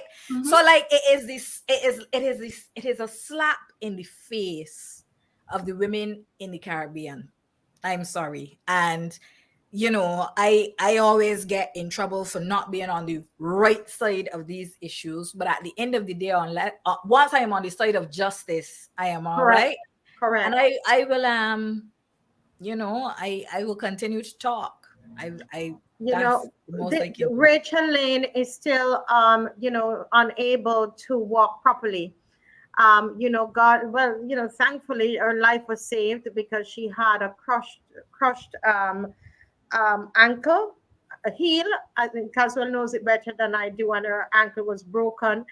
And you know, but the trauma of it is still there. Her family, you know, her son, you know, for the 2 years he's struggling in school. We went and looked for the family, and you could see the effect is still there on that young woman and her children and her 3 children to this day. And so we will continue to ask for justice for Rachel. We are trying to, there are different things that we can do, that we're trying to do, that we can do. The children, we're trying to provide some kind of help with their academics. We're just trying to support her with what we can do. I know Caswell is picking up the case with NIS, and he can tell us a little bit more about that. But one of the things that we're trying to do, Marsha, is to help her with physical therapy. She said to me, Mrs. Weeks, right now I don't have any movement in my big toe. She says, if I can get movement there, I can work. She wants to work, you know. And so that's something that we are raising funds for. And people brought money on Saturday, and I want to thank those who brought money on Saturday for her. But as far as what I see, we are about a little over a quarter of what we need, because we need about 1,900. I just need to double check here, but we still need some funding. So if you send funds, just tell me that it is for Rachel, because what we want to do is to be true to what we can do. And I told her, I gave her a list of the things that we are able to do: the therapy, the physical therapy, and the children. We can do extracurricular activities. We can do academics. I know how to get that done. I've gotten the scholarships for them already, and we're just waiting for them to start. Mr. Franklin, he is carrying out his part for her. Okay, but she wants a job. There's somebody who even called and said that they would help her to, they would pay for her to do a training course in office administration, to be a receptionist or something where she can sit down and don't, because she wants to clean homes, you know. And this person called me and she said to me, Marcia, we could probably do something better for her if she wants it, you know. But it's her ability. She loves to clean and cook, right? Which is great. I'm not an expert at all. I'm just gonna say though that, you know, if her heart is in the you know, work that is physical, maybe that's the best thing. Sitting in an office all day brings its own set of pain and struggle, you know. And again, as we're talking about the things that women don't get, there are a lot of women in Barbados who end up with repetitive strain injuries and that kind of thing, because they don't have the correct desk, they don't have the correct type keyboards, you know. And so the office work is also you know, problematic. I know I'm, you know, people are saying, oh, well, men work in these places too. Yes, of course. I am always going to accept that. And I'm always going to say, you know, I work with women and girls. That's my blind spot. So if it applies to men and boys too, of course, take the narrative and run with it for support of men and boys. I don't have a problem with that. But you know, some work that keeps her moving might actually be you know, helpful. I'm just putting it out there. If her heart and her soul are in the cleaning and the cooking and that kind of thing, you know, maybe, you know, like you said, the physio and that kind of thing, things that help her to be able to continue to, you know, be involved where she is. And definitely counseling for her and the children. It was an ordeal. Yes. You know? Yes. And that's another way that, you know, women in Barbados are often not supported enough. They go through some crisis, whether it's domestic violence, whether it's loss of employment, whatever it is, loss of a child, you know, some other tragedy, some other trauma.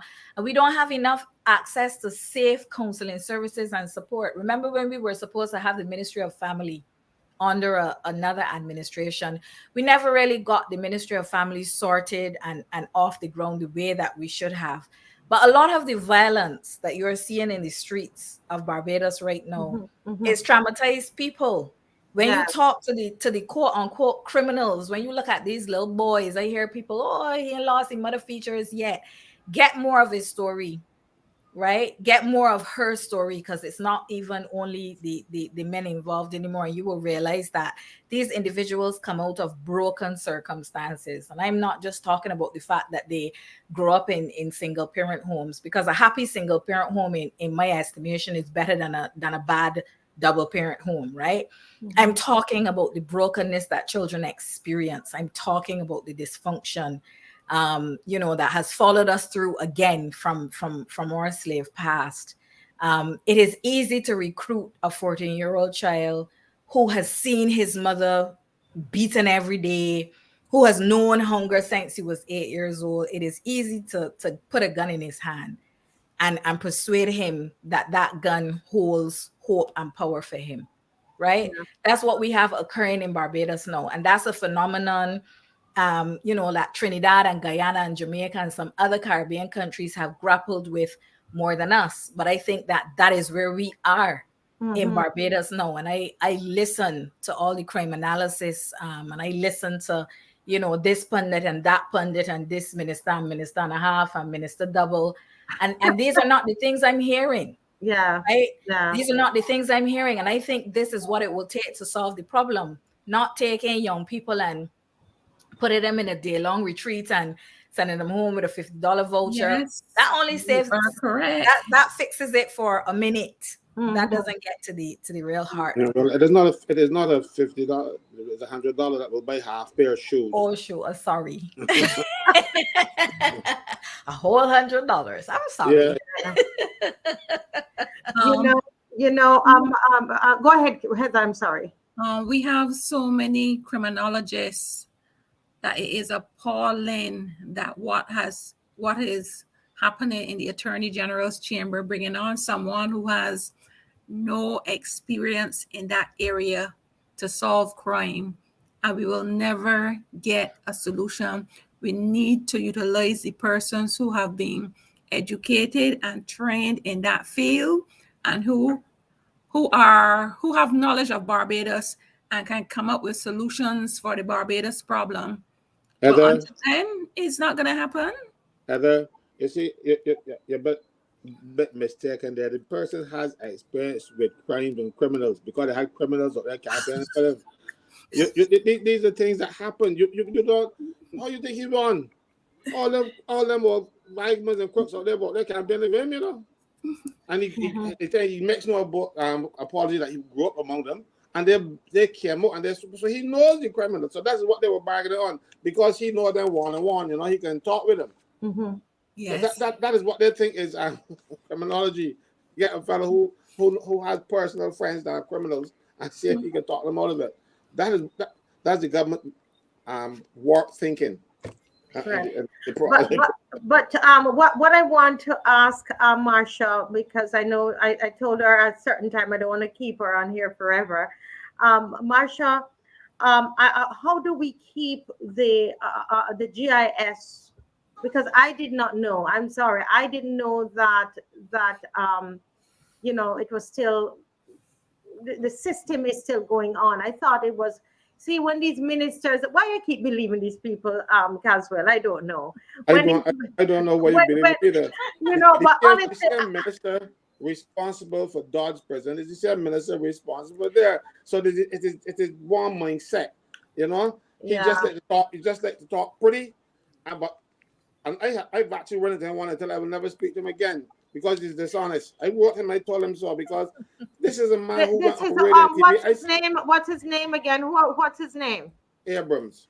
Right, Wilfred Abrams. So if he's listening. I said to him, you actually went on radio and said things that you knew to be untrue. And you went ahead and said it too, because this satisfies your narrative. Remember the guys, the prison officers who he was saying that they were hiding from the law? Those guys were home. Yeah. And everybody knew it, and this was appealing to them to come out and think, and. But the thing is this, Caswell. I want to know though, Marsha? I want to hear from Marsha. How can we hold Mr. Abrams, because we put him there? We're not trying to. This is not trying to shame him. We employ him, so we can call your name, sir, on the show. Okay, Minister Wilfred Abrams. We want to know. how can we hold him accountable? Because he came up, first of all, you know, he had to do the report 3 times, I think, Marsha, you could correct me, before he got to the point that everybody in Barbados know that people, the workers were stepping in the girls' chest and beating them and thumping them down and dragging them. Everybody and their mother know. Everybody was calling me when I was saying, I wonder if the girls, listen, my phone was blowing up and they were telling me, Mrs. Weeks, is the girls telling the truth? Everybody know. And it took him 3 reports, right? And then he came out and everything's calmed down. And I going to believe him. How do we hold Minister Abrams accountable for what he said was going to happen at GIS, and also that when the girls get 18, that they're going to get their money? How do we do that? What can we do? I think what we have to do is work in the spaces that the government of Barbados currently cares about. The government of Barbados is not invested in doing the right thing for Barbadians right now. I know, you know, people think that I speak too frankly, whatever the case may be, but we have all of the examples to show that the government's interest right now is not the needs and concerns of Barbadians. So I think what we have to do is talk about the government industrial school where it matters to the government, and that is on the world stage. We are going through, as you may know, in Canada right now, the season of reconciliation, where the government of Canada is being held responsible for the atrocities that were committed against Indigenous individuals who were sent to residential schools. The government industrial school is Barbados's very own residential school.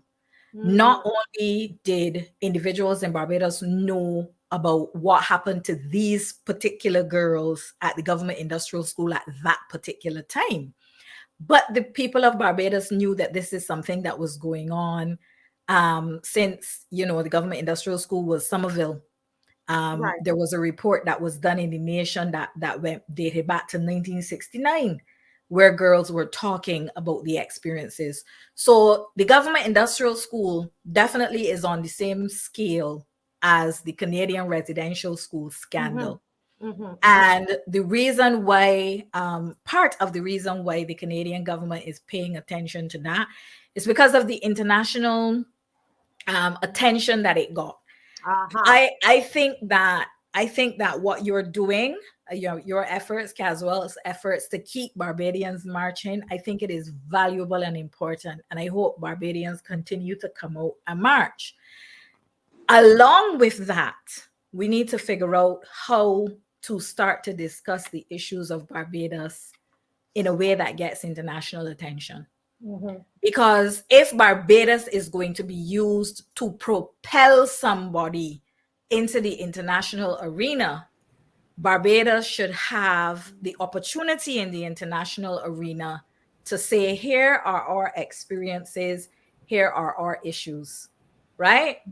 Because if we don't do that, then we end up with a narrative that does nothing but serve the good and the interests of the 1% or the 0.5%, as it may be, in Barbados, right? So at the end of the day, I think, you know, there's nothing that we can do to get the government to do right by the girls. We've tried. We way before this ended up being, you know, something that we were going to fight in the public, something that we were going to fight in the court. I, like Caswell, used to send messages and say, this is a matter that needs to be paid attention to. Can you please help? Can you please pay attention to this? It wasn't my mission to embarrass anybody or to push anybody up in a corner. That's how it was marketed. So you're saying that you try to resolve it in a way that everybody would be protected. Not absolutely protected, yes, but absolutely try to do it privately before you went. So I absolutely did. So that's why you had to go on the rooftop with your dress over your head then. Yeah, that's why I had to go on the rooftop with my dress over my head. And the young lady that I went there for, the 2 young ladies that I went there for, were not even the first 2 that those things happened to while I was associated with the institution. This was, by the time those two girls experienced what they had experienced, there were the third set of children that were going through that experience. One child in that institution got her jaw broken. She still speaks with a lisp to today, because when her jaw was broken, it was never reported. It was hushed up. And so her face healed itself back, and it didn't heal itself back, properly. So she still speaks with a lisp. So she now she's carrying a disability from having been in a state institution where she was supposed to be receiving care, right? So these two girls were not the first two. This wasn't the only instance. This is a pattern of behavior. It's called state violence. That is what it is. Wow. But I think something, right? What happens here is that the parents of these children are people at the lower levels of society. Yes. And they don't know what to do after that. The children get beaten up and they go and cry. They don't have anybody to back them. They don't have anybody to support them. Yeah. I've had instances where the young lady, she was up for wandering, and she said she was a rape victim. And when she got raped, she didn't know what to do, poor thing, a little child. And they couldn't find her one day. She was up in the gully sitting down looking in the space because she was raped and didn't know to tell anybody, and they locked her up. And that's when the defense force housed the girls and they beat her up there, do all kind of things. But that girl, they traumatized her. But her mother came to me and we fought and we tried to get some help for her, and eventually she got the system and she's doing quite well now. But she was one of the success stories. But she was a rape victim. And when she went, when the case went before the probation officer had to write the report, but her child got arrested in the States for shoplifting. So she left that girl's report and just write something crap, and the girl go and take care of her own. And that child suffered, and she suffered for a long time. But the mother fought. But that mother was the exception rather than the rule. Yeah. And we have situations where staff members who try to protect the officers, the staff, they get victimized. There's one in particular. She tried to protect the girls, and they got one of the girls to say that the girls raped them and using the plants on them and that kind of thing. The plants that Bangladesh talk about, and the girl's house was searched by police looking for these implements and stuff. She was suspended. All kind of stuff. The girl was going mad. She used to call me every day, and then look what happened. The little girl, when she got released from the school, they call it a school, told her father, Daddy, what I said about that lady is not true. But they tell me that if I don't say these things, they're going to let me go home. They're going to send me to the big prison. So she had to write that and say so. That's right. And then the police discontinued the charge against the lady. She got reinstated into the public service. But it's still being terrorized. And then what they did with her, they tell the children that if they don't beat her, but when she comes to work at night, they're going to do something to children. So one of the students say that we like you, but they tell me that if we don't beat you, they're going to beat me, so we got to beat you. So she couldn't work at night. And she got terrorized and penalized and all kind of things. At the place up there are villains. You had the other lady who was, I think you know her, Marsha. She was a maid, and she saw one woman taking her foot off the ground and putting the other foot in the child's stomach, standing in the child's stomach. And she said, "Could they know that a child?" She got to stay home. And she got dismissed. Yep. And the thing is, when she went seeking help from the children champion, they call her children's advocate, they tell her, go and seek her as well. Thank you to me, rather than go there and fight for these children. Fight for the children. And she's a child's advocate. And she's a child. But Marsha, somebody might be listening to us. People are joining still. We've been hitting about 400 or thereabout between Facebook, and they're joining. The question is, though, that I want to ask is, somebody might say, well, like me, I thought that the GIS thing was not put to rest. What somebody who's listening, you're saying to us, all of us, that we need to appeal to the international bodies and international press, and so on. You're saying that the system is still there in operation. The system is still there. The system is still there. All of the individuals who are responsible for the atrocities within the system are still in place. I think one of the perpetrators that was called out by the girls has been elevated within the institution. No, but I thought they fired the person. No. Nobody has been fired. The only people who have been fired or removed from the government industrial school are the ones who were supporting the girls. Let's be clear. The rest of the structure of the government industrial school remains in place. I understand that the minister feted them a couple of weeks ago and told them how proud he is of their performance, and he stands with them, although they were very vilified in the public. So the government industrial school is still with us. Let's be very clear. Children in need of care in Barbados, so girls in need of care, and we know that there are girls who come up all the time in need of care because of the high levels of sexual, emotional, and physical abuse that girls face within households in Barbados. There's still nowhere to house these children. So remember that one of the UN reports would have made the point that I think they did an interview of 42 girls at the time that the report was written, and there were none of the 42 who were actually there for a criminal offense. All of them were there for what you call these status offenses that came out of the slavery epoch, right? Yes, so wandering, I read refractory behavior. There were no criminal offenses.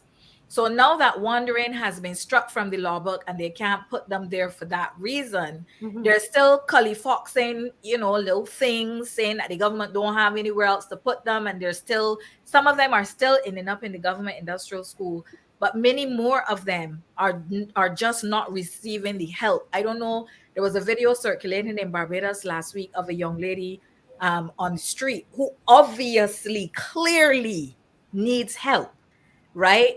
But there's no facility in Barbados to deal with a girl in her position. Yeah, and she should not be criminalized. She is not a criminal. She's a person in need of care and support. She's a victim. We don't have that. We still don't have it. How many persons are still at the GIS, Marsha? Do you have an idea? The last time I did a check, it's not a current check. I'm sorry. That's one of the things that should have occurred to me to ask about before I came on tonight. But the last time I did a check, there were only about 2 girls at the school. That was probably about 2 months ago. And the staff complement remains the same.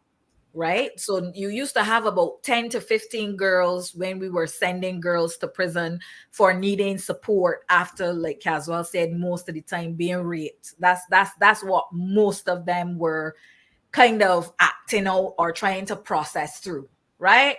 So you had whatever the staff complement was, 45 people, I think it is, in the government industrial school, the schools combined. And now you have 2 girls 2 months ago, and the staff complement was the same. Right after we won the case and had wandering removed from the law books, there was a period of time when there were no girls at all, and the staff complement was still the same. So when we talk about not having money in Barbados, we don't have money because we don't want money, right? If we wanted money to be able to put back into the NIS or to help people with vouchers or that kind of thing, we could find money. We don't want money in Barbados. We want to keep, friends and perpetrators employed. And those are some of the problems that we have in Barbados right now. Yeah. But I am clear that unless we get international attention on the government industrial school and properly categorize it as a residential school, those girls will never see that money. They will never see it. They will have, and there's so many people in Barbados like them who have a judgment. Right? They have a judgment or they have an insurance settlement on paper. But then to get the money is something completely different. That Caswell will tell you that is not unique to these 2 girls. They got enough people in Barbados that have a judgment or some kind of claim, some kind of settlement. But then to get access to the money, if they feel that that money is too good for you, you're not getting that money. Yeah. Well, I want to appeal. I know because I listen to this show and I know that we might hear an announcement about something tomorrow. If that happens, that's good. But I want to give up my number, this number here. Caswell, we're going to get a special phone so that they don't have to call my number. Caswell is working, told me to check on it, and I can tell you off air, Caswell, how that is going. But I am a person of action. It was on this show, and Heather would remember on a show on a Saturday that we came up with the idea to do a march for the GIS girls, right on a show like this after hearing Marsha and her team. And myself and Tempu and some other persons, I can't remember all the names now, Lisa, and we went out. And so I'm saying, if you're here and you're a writer, if you're good at writing and researching, please give me a call. I will tell you why, okay? Because we're gonna move. And I get when it comes on to girls, I'm men too, because they tell me on the show, men do things, but the girls and things, they mash me up. My Rachel mashed me up the other night. I tell you, I was on here, I was almost in tears. I was vexed, man, blue vex on here when I heard what happened to her. But I want you to message me if you're good at writing. We have to enlist the whole opposition, you know. Are you good at writing, researching, and you have some time on your hands? Whether you're in Barbados, you could be in the diaspora, I don't care, wherever you are. You message, all right? And we will talk and come up with our little plan, all right, of what is gonna happen. Because these girls, you know, if all of us need to put our dress in the air, these girls are all gonna get their money. Yeah. You understand? It's not going to go like nothing. They're going to get their money. Last question, because Kimar is there, needing to come on. Let me ask you something. As it relates to Rachel Lane, what to talk to the public? What can they do regarding her case? Because this girl is there with a foot. You know, what can they do? What can the public do? I mean, I think it's kind of the same answer as the government industrial school, right? I think we need to get these issues out of the national domain and start to create international attention around them. When you hear of Barbados, that's what the campaign needs to be. When you hear of Barbados, right? And then we need to create a space for all of the people in Barbados who don't have voice and place to have voice and place. That's really what it is. Because when Caswell was talking about the parents at the government industrial school, that is a big part of the reason the children at the government industrial school were unfaired. Nobody would come and try to do what happened to some of those girls at the government industrial school to my child. They were not going to do it to, you know, a certain class of people's children. And that's also what makes the government industrial school so wrong, because you criminalize children for being poor. You criminalize children for having mothers and fathers who can't navigate the system, who are not savvy, right? And in a way, it is the same thing with Rochelle. If Rochelle were, you know, a different category of worker, you know, we would not be having this conversation in this same way.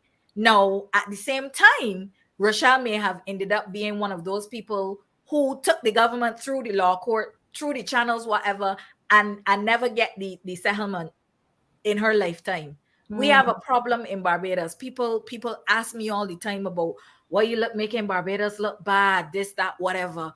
At the end of the day, saying nothing about it isn't fixing it, right? You know how many Rochelle Lanes we've had in Barbados, how many women that used to work on plantations, used to work in agriculture, that gone home with serious injuries, cutlass Lego in somebody's foot, this, that. They got no justice. So at the end of the day, we can use Rochelle, just like we used the last two girls at the government industrial school, as a metaphor. But we're not fighting for Rochelle alone. And it can no longer be a national campaign, because the one difference that I can say about many other administrations in Barbados and this administration, public outcry in Barbados at one point in time used to mean something. It used to be the time where our government used to say, you know what? the people are not going with us. We need to stop this. We need to step back. Now, public outcry emboldens the government of Barbados to do what they plan to do and show the people that they can't do nothing. Right? So I think these things need to be turned into a campaign that moves beyond the shores of Barbados. And it's not about making Barbados look bad, but what it is about paying attention, bringing attention to the trueness and the realness of Barbados so that we can see change. Because this is not just about Rochelle. It's not just about the last two girls at the government industrial school. We are fighting for our lives, literally, for our right to be. There's one thing I want to say before Marsha goes on. Some of those children being sexually abused and then they end up in the government industrial school. But they end up in the government industrial school and get sexually abused there too. You're right. You're right. You're right. You're right. The child care board is a whole other problem. I have spoken about these things incessantly. They do not change. Okay. I call them the when I was, pardon? I call them the child careless board. When I was going through my personal struggles as a little girl running about Barbados, one day I got the bright idea that if I could move from St. Lucie and find my way to the child care board, somebody there would rescue me. Right? That's the child in me. Go to the place where they say help will be given and you will get help. And I met a male intake officer at the child care board who offered to be my special friend.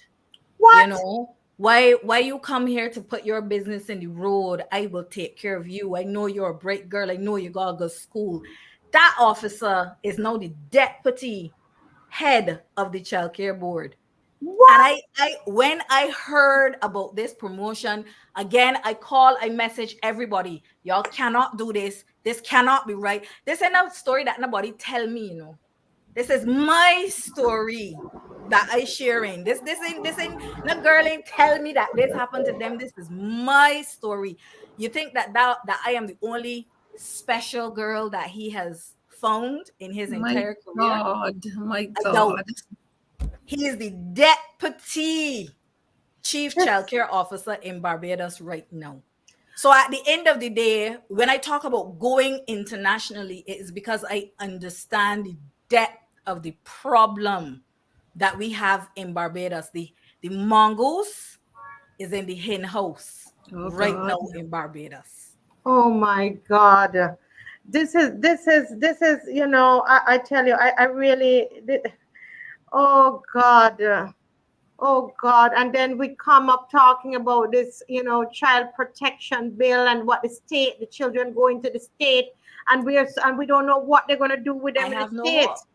Because the child protection bill, which of course you need a child protection bill, but the problem is a lot of what happens is talking about removing the child and you know from the homes and so on. But are we sure what is going to happen when they go to the state? Who are the people that's going to take care of them? That is the reason why the state is not covered under the bill. Because if the state were covered under the bill, this individual could not be where he is today.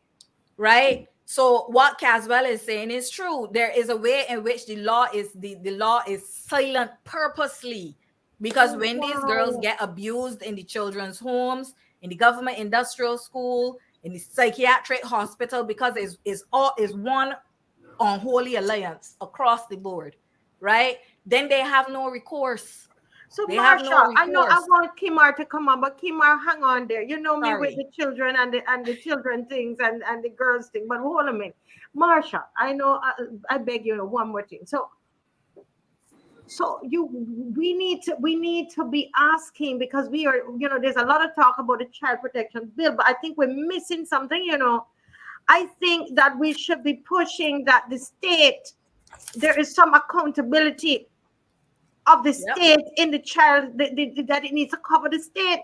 Absolutely. And we should be saying that the bill should not be passed until the state is also covered, not just the parents. That's the point. It's When like a light bulb went off in my head. yeah, when I was asked to make my submission, that's what I focused my submission. The committee that is now meeting, that's what I focused my submission on. I mean, the bill is a total mess, and Caswell knows how these bills come. Grammatical errors, you know, there are points of logic that do not tie up. They don't link. The bill is not.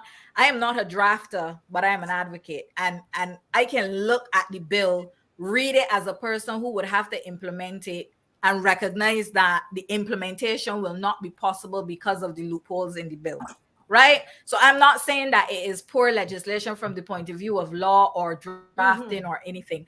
I am saying that it's a piece of poor legislation from the point of view of a person who would work to enact the law, right?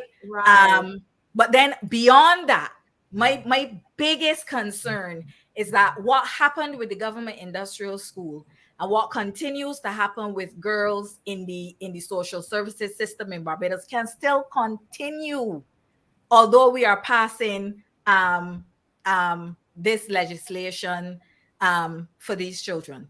So at the end of the day, if the state is not covered, we haven't gone anywhere, and the state has not been covered for a particular and very specific reason. No, Marcia, listen, Caswell, this have to shut down. This have to shut down. Yeah, this, I know, Caswell, but let me tell you, you are getting me hot again tonight. I'm gonna look. Listen, you're getting me hot again tonight. Listen, the nannies. When my nannies and my codgers there. One of them. Listen to me. This bill, we can't stop marching, you know, because we also march about the child protection bill. But sometimes, like, you know, people like myself in the church, sometimes we miss it. Sometimes we miss it. And this is a piece here that we need to hold up this bill, you know. People, we need to tell them it's not working in here because we won't have another GIS. Because the way this bill is set up, Marsha, what is my eyes opening up is to create another GIS situation or to continue the GIS situation. Yep. That's pretty much it. That's pretty much it. That person I just sent you information worked at the GIS. And yes. There's also another one there, very problematic. Have no idea how they ended up at the government industrial school, and that individual acts as a part of the admin team. Part of the admin team. Like, there is a way in which, if we are serious about this, we have to purge social services in Barbados. No, man, you can't. This can't be right. What you're telling me? Yes, no, believe it. And these are open secrets in Barbados. This is not only things that Caswell and I know. People know these things.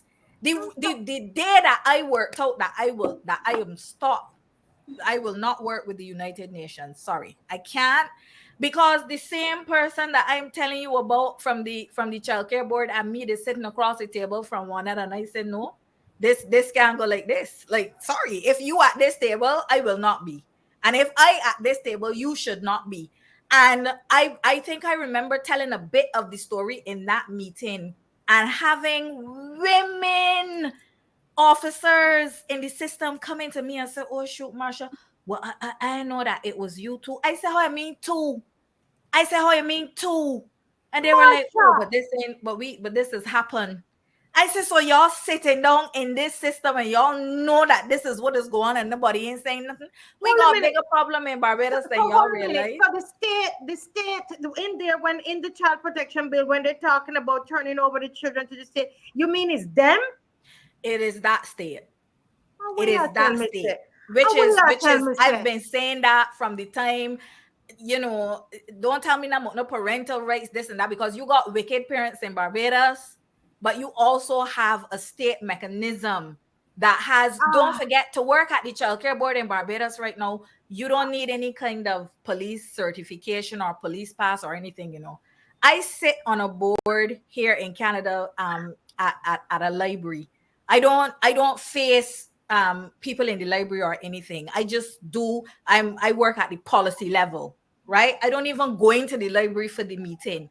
But I had to get what is called here a vulnerable sector persons check, meaning that they are going to check my record to make sure that I do not have any kind of charges outstanding against me that puts me in a category where I should not work with people who are considered as vulnerable, because the elderly go to the library, children go to the library, and if you want to be in those spaces, you cannot be a danger. In Barbados, it seems like the more of a danger you are, you size up next to the social services in Barbados. There are a whole set of people in Barbados, and I'm not just talking men. I'm talking about perpetrators. They come in both women and men, and they end up getting these jobs to work with vulnerable people, and it is causing a disaster in Barbados. So that's why I started by saying the social services are not safe. They're not safe. Sometimes they are the ones who are doing the most harm, right? And there are allegations. The same text that Caswell just sent to you. There are allegations. Children have made allegations. Children have spoken and said what they have experienced with that individual, and they're still there. They're still there. Look, Marsha, I had a friend called Dale Marshall. We went to school together. And I gave him that information. And he did nothing about it. To pass to the Prime Minister. And he came back and tell me she already knows. My God. No, man. Listen, I passed that information too. So it's not for the lack of knowing. It's not for the lack of knowing, but there's some people in Barbados who are untouchable. And we have a female prime minister and a female president, and you have people in this high position, and you know the names of these people taking advantage of children, and they still sit in high positions. So that is why I say that the world will understand what the government industrial school is, because we've held a place like Canada to scrutiny over their residential school system, and the government industrial school is a residential school. By any definition of the word, the government industrial school is a residential school, and we really need to make sure that it stops. It will stop when it closes. Like when it closes is when you will understand that the government of Barbados has gotten the message. But for now, what they've done is they've window dressed. They've taken it out of the public eye. But what used to happen in that institution continues. So with the child protection, listen, Marsha, you have to come back on, because right now they are having these hearings about the child protection bill. And I want to have what we did that we did before, but I don't think that we stress this part of it as well. And I think that we and this is where sometimes I am going to consider us as church people, we miss sometimes the main event, because we're focusing on other things. And this is the piece of the bill. This is a part of the bill that every Barbadian needs to stand up and say, go back. We don't come again with that. Absolutely. We don't come again with that. Absolutely. This will shut down this country, because you're not going to treat our children like that anymore. It must stop. Absolutely. So you get me all a part of it. tonight. One of the things that I wrote in my submissions is that the individuals who are working within the child care board, within the probation department, within the welfare department, all of the people who will be in contact with these children should be getting vulnerable sector clearance checks. They should be getting background checks. You cannot tell me that you have, all of these stories, all of these anecdotes around your name. People know, and you are still allowed to do these things. Somebody in the chat is talking about the Nightingale home. Those are stories that I heard. I taught girls who used to be terrorized at the Nightingale home. This is it is a public secret. This is like, we know these things. This is not something that, like I said, only me and Caswell know. These are public secrets. The Nightingale home was the happy hunting ground of Ernest Dieter Motley. Yes. Oh my gosh. Yes. That is one of the pieces of Barbadian history that I have been grappling with for a long time, in terms of how do we tell that story? Because I think that is another story that needs to be told. They're planning to make a monument to him. The thing about it is to get the ladies who have now become adults and let them tell the story. and we Well- we let them tell the story. And even if we need to, we can talk off air. We could film it. We can do a whole documentary and hide their faces and everything. What I've been Let them doing tell the is story. I've been collecting life stories from women in their 80s who lived in town and who used to go to the park for the school meals and the uniforms and thing. And they tell the story very Listen, clearly. And I think Marsha, yeah, 80, they're 80 years 80 old. All years of them old. are in their 80s and they have had Wow. experiences of going to the park as children. And, you know, some of them will tell you how their mothers used to warn them off of the park, beat them for going in the park. You will understand if you and your children are hungry and you beat them for going where food is. Like, that is one of the stories that we definitely, is history that we need to fill in Barbados, because it brings us to the understanding too of the government industrial school now, of the culture around the treatment of girls in state care and why things cannot be said. Mm-hmm. And we're talking about the girls, but we know that the boys are treated badly as well. Yes. Go ahead, Caswell. I have Kimar. Kimar has prepared, but what we're going to do, we're going to be disciplined, and I'm not going to get emotional and go off on a tangent here. Kimar must present tonight. It's a lot, Caswell, and then we're going to close this segment. Go ahead, Caswell. No, I'm saying to you that this same person have so many children around Bridgetown. You know, the Prime Minister got enough nieces and aunts and uncles around the city that are unacknowledged. And my thing is, right now they're trying to sanitize his career, his tenure, and want put up a monument to him. He was the original child abuser. He was the original pervert. Yeah. And these are, again, we said these are allegations, right? So these are allegations. They got children that I went to school with. They're not only allegations, they're actual tangible people. And like I said, the name of one of the children now too. Because I don't want to embarrass him. I don't want to fall on my chair again because the things Caswell sending me in my phone. People, this place is corrupt and nasty and really wicked, I tell you. But you know, Marsha, thank you so much, and we're going to follow through on your suggestions. And I will be calling you, ma'am, and Heather, and I gonna get them women again, and we gonna get going again. Okay. Bless you and thank you for the work that you do. And I will be calling. I'm sure before the week is up, before they finish all of the presentations, we need to do one and deal with the state. And so listen out for me again, Miss Hines Myrie. Thank you so much. God bless you. Look at your phone. Thank you, Marsha. Thank you. Bye. Look at your phone. Oh my God, Kimar! Oh Lord, Kimar! Kimar, this thing is. Oh Jesus! Oh, sorry. I'm sorry. Caswell, tell me to look at my phone. Oh Lord, have mercy. Caswell, you're gonna let me fall off my chair tonight, people. Oh Lord. Oh Lord, have mercy. Caswell, Lord Jesus. No.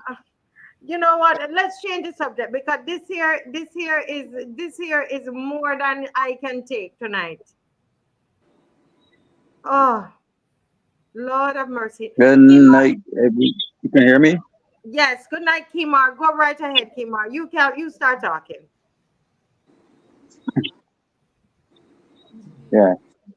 Good evening again to you. Sure. Interesting presentation from the last speaker. My only contribution to that will be that we need a child offenders registry, that these child offenders can be registered, but I saw the Attorney General saying that he's not in favor of a child offenders registry, so I don't know why he would be opposed to dropping the hammer on pedophiles, but that needs to be fixed. Dropping the hammer on colleagues. Well, sooner or later it'll be fixed. But I want to address some important issues uh, economy-wise, and to reiterate some points that Caswell made in terms of jobs for friends and family, in terms of no accountability, no transparency, and how this whole thing is just exercising money laundering and the funneling of money from the international community into Barbados, and that money is not benefiting the citizens. So, in the lead up to the 2018 elections, Barbados was not as connected to the international financial system as it is now. We owed approximately $1 billion in debt to the entire financial system. Right? So we were not having any issues internationally. We paid all of our debts on time. We never defaulted on any of our international debts. Right? But for the first time in Barbados' history, our superstar prime minister defaulted on our international debt. And defaulting on the international debt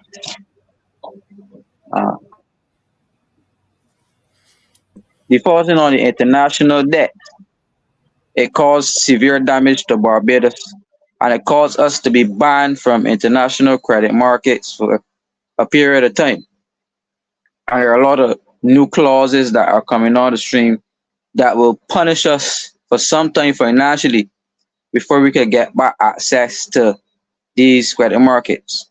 So what they did not say, despite the fact that Kevin Greenidge and the Prime Minister are saying that we were upgraded by the credit rating agencies, we were not upgraded because the bonds, everything is still at junk status. Right? All of our bonds are at junk. So don't listen to the upgrade talk. Moody's, Standard and Poor's, has said that if Barbados cannot get construction going to be building all of those projects that the Prime Minister spoke about, like the Hyatt and all of the other investments that were supposed to come on stream, if they did not get it on stream, that the credit rating should have been downgraded. But you can't go from, well, they got levels of junk bonds, but the rating already at junk. So it would have just gone to a lower level of junk than it is right now. So the government out there bragging about junk bonds, and they even went as far as to say, well, we got junk bonds, so we want to give the people some junk bonds too. And they passed a clause or a bill, namely that settlement bill, and that settlement bill said to the people of Barbados that in the name of Series J bonds, that the bonds created under Section 4 shall be issued to a person whose land was acquired by the government under the Land Acquisition Act, and where no compensation has been paid or fully satisfied in respect to the compulsory acquisition of your land, to a person whose cause or legal claim against the government has not been satisfied in respect of any outstanding liabilities of the government, which also included any medical claims that you had against the government.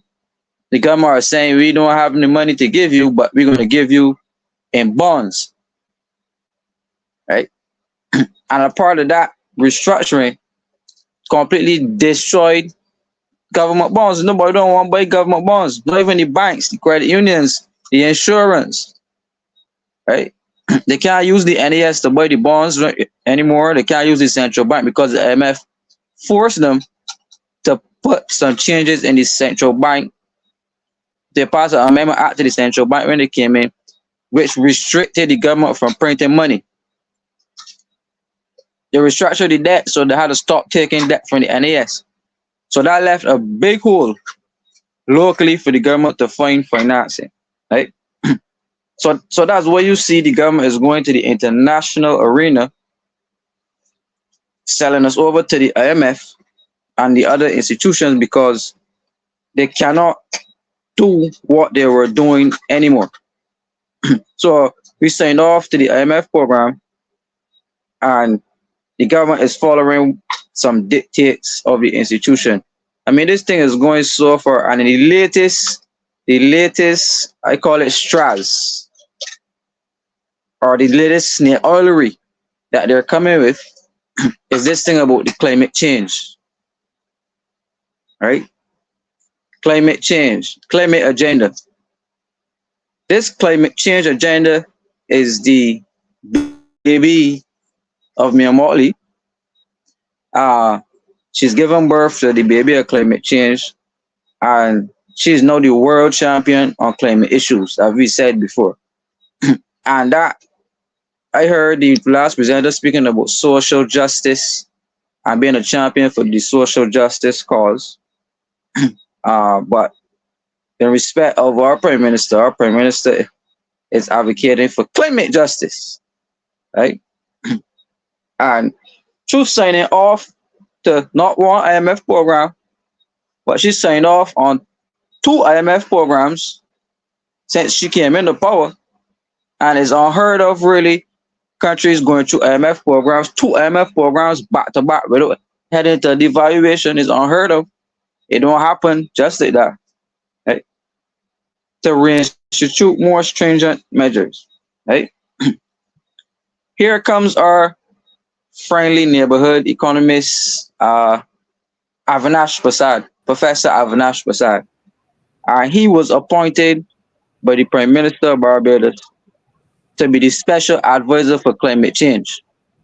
So everything climate, Avinash Prasad is the special advisor in the Prime Minister's office for this climate thing, right? So he has been appointed the chairman of what the Prime Minister called a blue-green bank in Barbados. A blue-green bank, which is a climate change bank, right? And in February of this year, Wilfred Abrahams, again, funny how you all be speaking about him tonight, he was given a job after a cabinet meeting to come forward and announce that Barbados will be launching this new blue-green bank. And this new blue-green bank is an amalgamation of a couple of the international financial banks that Barbados borrow from. So the IMF, the IDB, the World Bank Group, the European Union, right? Those banks, and along with this international fund established called the Green Climate Fund, right? So I give those international institutions again: the IDB, the World Bank, the European Investment Bank, and the Green Climate Fund all merged for Barbados to create a new bank called the Blue Green Bank, right? And this so-called bank, they said that was announced by Wilfred Abrams, and I used to say Avinash Prasad having responsibility for this, being the chairman.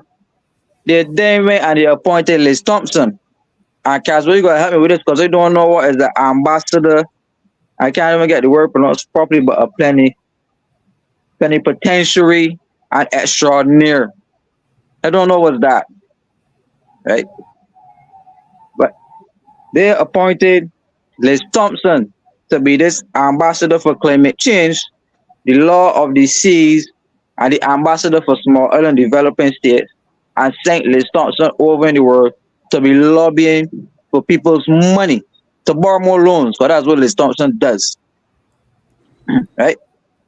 So they sent her out, did whatever, and Mia Motley is coming up and saying that, and I sent you some stuff there, Marcia, that we are going to do what we call a debt swap. So follow the logic of the story. They established the bank, and then the bank is going to finance this debt swap, this debt financial swap that Mia Motley is talking about. What she did not say to us, right? Now let me say what she said first. Let me stick to what she's saying first, right? She's saying that this new debt swap is to fix the South Coast sewage plant. The garbage and sewage tax was there to finance these fixing this of course sewage plant, right? So we have billions of dollars on accounting for the garbage and sewage tax to fix the sewage plant that they said was fixed since 2018, right?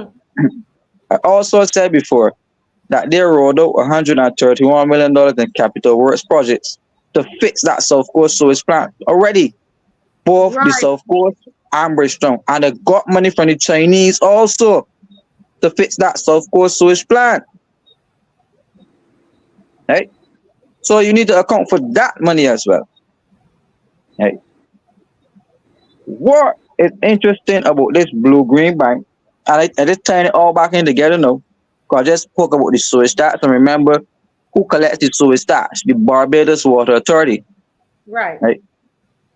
They have now merged the Barbados Water Authority and its Green Climate Fund to funnel the project and the loans of the project through the Barbados Water Authority.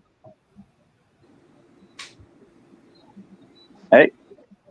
Wow. I can repeat that to you. And you can listen to Mayor Motley. You can listen to Mayor Motley when she spoke about, she said, Barbados Water Authority will be tasked with the responsibility to finance the South Coast sewage plant and this definition swap. Again, why that is because Mayor Motley is using the Water Authority as the institution to mobilize the loans that they would have borrowed from the Green Climate Fund to the Water Authority. And they set up the Water Authority in partnership with that Green Climate Fund to mobilize money, right? I want to read a couple of words that I got from the website, right? The website. The Green Climate Fund website. Yes, where Mayor Motley spoke, because it came out in the article. The article said that they will be developing new non-debt instruments in nature and social capital projects, building more resilient infrastructure. And when I say infrastructure, they just mean bonds, financial instruments to raise money. But this is what this is about: raising money. They're developing new infrastructure, new low-cost infrastructure that will help the government with long-term loans from these development financial banks, right? So low-cost, long-term financing instruments, which is supposed to support the government's the government's investment in resilient water and waste management infrastructure. I'm trying to find it here to show. This is the one in Barbados today? No, this one is the one I sent you with it has a picture of the Prime Minister in it. It's an international site I sent you. Okay, right? I'll get it for them. Here this is, I'm gonna find it for them. Yeah. Right. So they say this one they said that they were going to invest in water and waste treatment infrastructure. And they also say that its effort is to support the transformation of state-owned enterprises and to enfranchise workers, and that Barbados' multilateral financing will strengthen support to attract private investment in PPPs, public-private partnerships. And when they say that they were going to privatize Water Authority, Mayor Motley said was talking nonsense. Here is all of the proof in black and white, so tell her to come and deny it. I said that they are going to privatize the Water Authority, and they're doing it. They fired the general manager, right? He's the same general manager that was on the Green Climate Fund clip, and it's on YouTube. You can go and type it in on YouTube right now. Green Climate Fund and Barbados. And you will see the general manager right there. This is the same one that said that he used the sewage tax money to help run the Water Authority. He's in there speaking about how important it is for the Water Authority and the Climate Fund to merge, and it'll be a good idea, and all of these things. Right? Wow. So you have a government, right? You have a government who is appointing These persons, as I said, Avinash Prasad, Liz Thompson, based off what Chris Sinclair said this week, he's pushing the climate agenda. So they have him now as Yeah. the alternate executive director on the World Bank Group. And the World Bank, as I said earlier on the show, is one of the partners in this bank coalition that's lending us to this new blue-green bank. Right? So they are going to these international development banks. And I told y'all that Santi, our deputy prime minister, went to the Netherlands. He went to the Dutch government for assistance on consultation on water management. Right? Then we can hear that the European Union is providing finances to the Barbados Water Authority, and we hear the Prime Minister speaking about X amount of billions to replace infrastructure. Now she's speaking about another $600 million to do the sewage and this debt financial swap. But what they didn't tell us about this debt financial swap, right, is who exactly is financing this Blue-Green Bank of Barbados, and they can give you the names. This Blue-Green Bank is supported by the new IMF program. Wow, this Right. is something else, Caswell. This is some research here. I'm trying to. I can tell you. See what the friend of him? This is deep. That's why they don't want you to come on. Listen, guys, you have to come on down to the roadside parliament, because now we got to be able to go in depth about this kind of thing. But take it, give it to us slow. I'm trying to write at the same time, and I want the people to see the information. Guys, you loving this?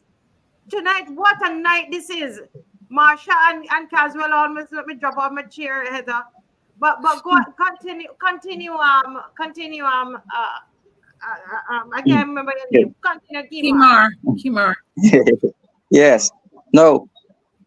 Mia Motley and Wilford Abrahams came out giving big support for this bank. Mia Motley can be quoted as saying that she wants to give thanks for the persons who provided the initial financial support for this Blue-Green Bank in Barbados. Here are the persons who invested in the Blue-Green Bank in Barbados. The Green Climate Fund, as we know, that's supported heavily by the international community. The International Monetary Fund, a program called USAID. And last but certainly not least, the Rockefeller Foundation. Right? The Rockefeller Foundation has provided the initial financial support for this Blue-Green Bank in Barbados.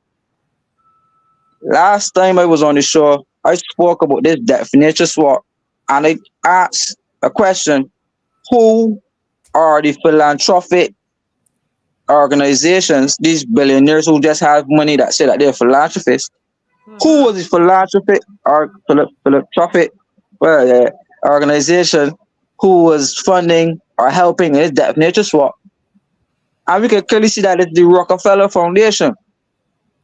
I thank one of the persons who came to the march on Saturday. They gave me this bit of information that Argentina went through a situation where you had these organizations, this rich billionaire, buying up the debts of countries. Just buying up the debts of countries. Right? So what we are saying here now is that this organization, I call it charitable organization, right, is going to assist in buying up the debt of Barbados. Mayor Motley is saying that the savings that will become available from these persons buying up the debt will then go over to fix the South Coast sewage plant, right? The point of the debt restructuring was to restructure all of the loans who had very high interest rates on them to bring them down to what all of them were saying. Kevin Greenwich, Marsha Cadell, all of the ministers were saying that we borrow at 1%. That was their big thing, that we borrow 1% and it's cheap money and the IMF is the way to go, because yeah, they said the whole thing with 1% money, right? So they restructure all of the loans to bring them down to 1%, right? So why then would the Rockefeller Foundation and the IMF and the Green Climate Fund provide money now and the IDB, right, to provide money for you to come to buy that, and that they already provided for you up front through the original IMF program? So why are they coming through the back door to buy that you say is 1%? What's 0.5? Even if they choose to do it at half, right? Why are they buying 1% loans from the government of Barbados to get what profit? We saw Mayor Motley saying, right, that the interest rates on the loans jumped up because they were tied to the LIBOR rate, the London interbank lending rate, and the interest rate cost jumped on Barbados 400%. So the same thing that happened in Argentina, where this organization, this foundation will buy up the loans, and then when the loans jump, because when the labor rates jump by international economic shocks like the war in Ukraine, when those rates jump again, we will now owe these institutions at least 400% more. And as a government, when you come into power, they can put the squeeze on you because you now owe them. So they now control and dictate from an economic perspective what will happen, because they now own your debt. And the debt is not local debt. The debt is tied to the international market, which means the rates have to jump. So they have put us in a debt trap, and they know these international and what I call vulture institutions. These vulture institutions are scalping off the debt, and the Prime Minister, through this climate change agenda, is mamagaing those persons who do not know or understand what is happening with all of this fancy climate talk and financing for this and climate fund and IMF. And that last article you had before, if you read that on the IMF's website, the IMF details word for word exactly what is happening with this new resilience and sustainability fund, the climate agenda, Barbados, and how they are going to go about mobilizing these new funds to help Barbados put in what they call climate infrastructure. But that infrastructure, and as I gave you the example specifically as it relates to water and waste management infrastructure, they are now relying on the IMF and the international world to tell us what to do with our own water. So that's why they could change up the zoning policies. That's why they could tell us now we could build on zone 1 lands. That's why we could be selling out all of the coast, all of the East Coast, all of the Bridgetown. That's why we could be bottling off the water and selling the water to the international community and restricting Barbadians' access to water, because the IMF is dictating now what you do with water, right? And I challenge any of them to come and deny it, because look, it is right here, signed by the director of the IMF. It is right there. So let Mayor Motley, who got on a press conference to give people the impression that I did not know what I was talking about, here is all of the evidence. Oh, Lord of mercy, Caswell. This is some information here. Listen, it's, as somebody said, we need, because I'm trying to write at the same time and it's not working, because I tried to take the notes, right? And it's not working out. So listen, guys, we need somebody to go over what was done tonight. It's gonna be it's gonna be from about 9:05. He came on tonight, and to just watch it over and over and take the notes and let's put it together. There is a sister who was on the march and saying, can we get all the issues together in one place? This one here, we need to be able to break it down, Mr. Franklin, sit down and break it down. and really because this is deep. This is deep. Marcia, Yes. someone just mentioned that perhaps we need to do a press conference on this segment that Kimara discussed, because Yeah. people have no idea that the debt swap is actually a debt trap. We need to expound on it. Yeah. That's quite interesting, you know. So we need to, yeah, we need, as Trevor is saying, we can write, but we have it all recorded.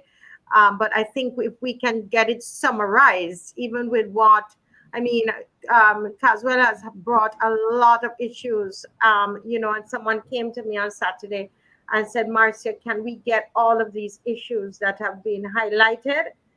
Can we have them summarized? Can we have the pensions that Caswell has laid out so beautifully? Can we have it summarized? Can we have the issues like what we're talking about brought tonight? Can we have the, you know, you understand, Heather? So we need some scribes. We need people. Remember the number I put up. This. Oh my Lord! This whole show tonight is just having me. Oh Lord. Ah. Yes, go ahead. The Nigerian question. I just flashed across the screen a few minutes, less than half a minute ago. Okay, yes, let me see here. He says, should political leaders be permitted to sign international agreements without the express consent and agreement of citizens? The answer to that is no, but that is what an ambassador plenipotentiary can do. All right. So Kima asks what an ambassador plenipotentiary is. It is a person who acts on behalf of the government, but they can take independent action on behalf of the government. So they can go out there and sit down and negotiate agreements. So even without the cabinet.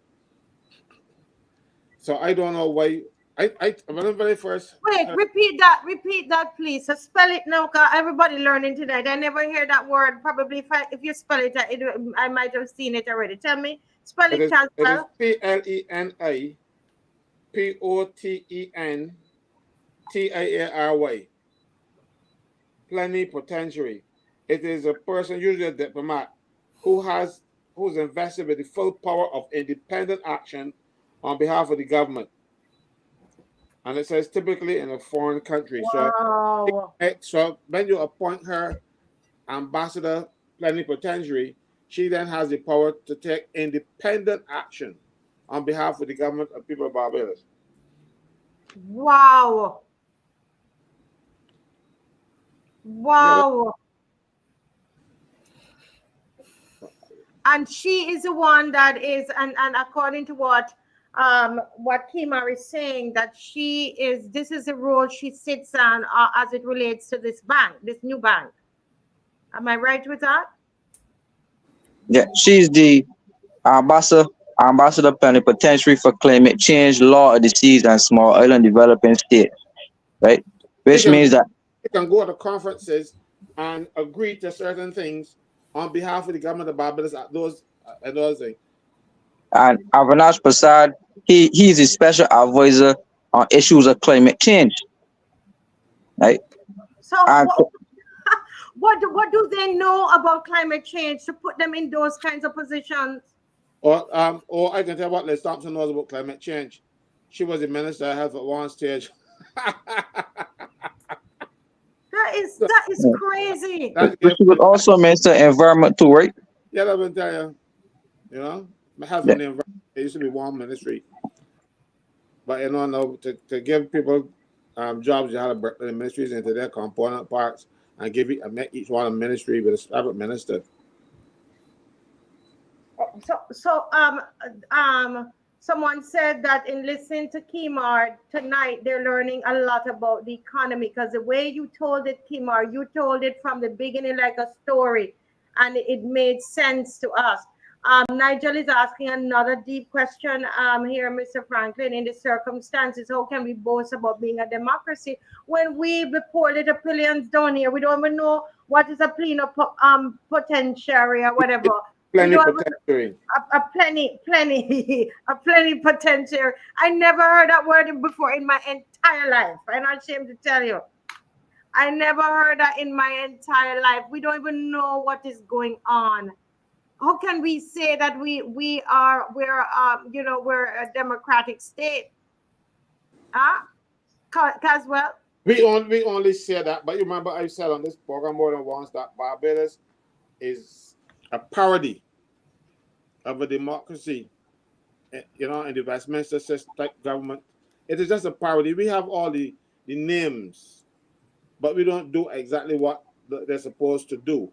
For instance, Parliament has a whole set of committees, 1 or 2 meets, and you name them every year. I sat on I can't say sat, I was named to several committees of Parliament when I was a member of the Senate. And I think only one of those committees met. And because there were only 2 opposition people then in the Senate, then I had to be on almost all.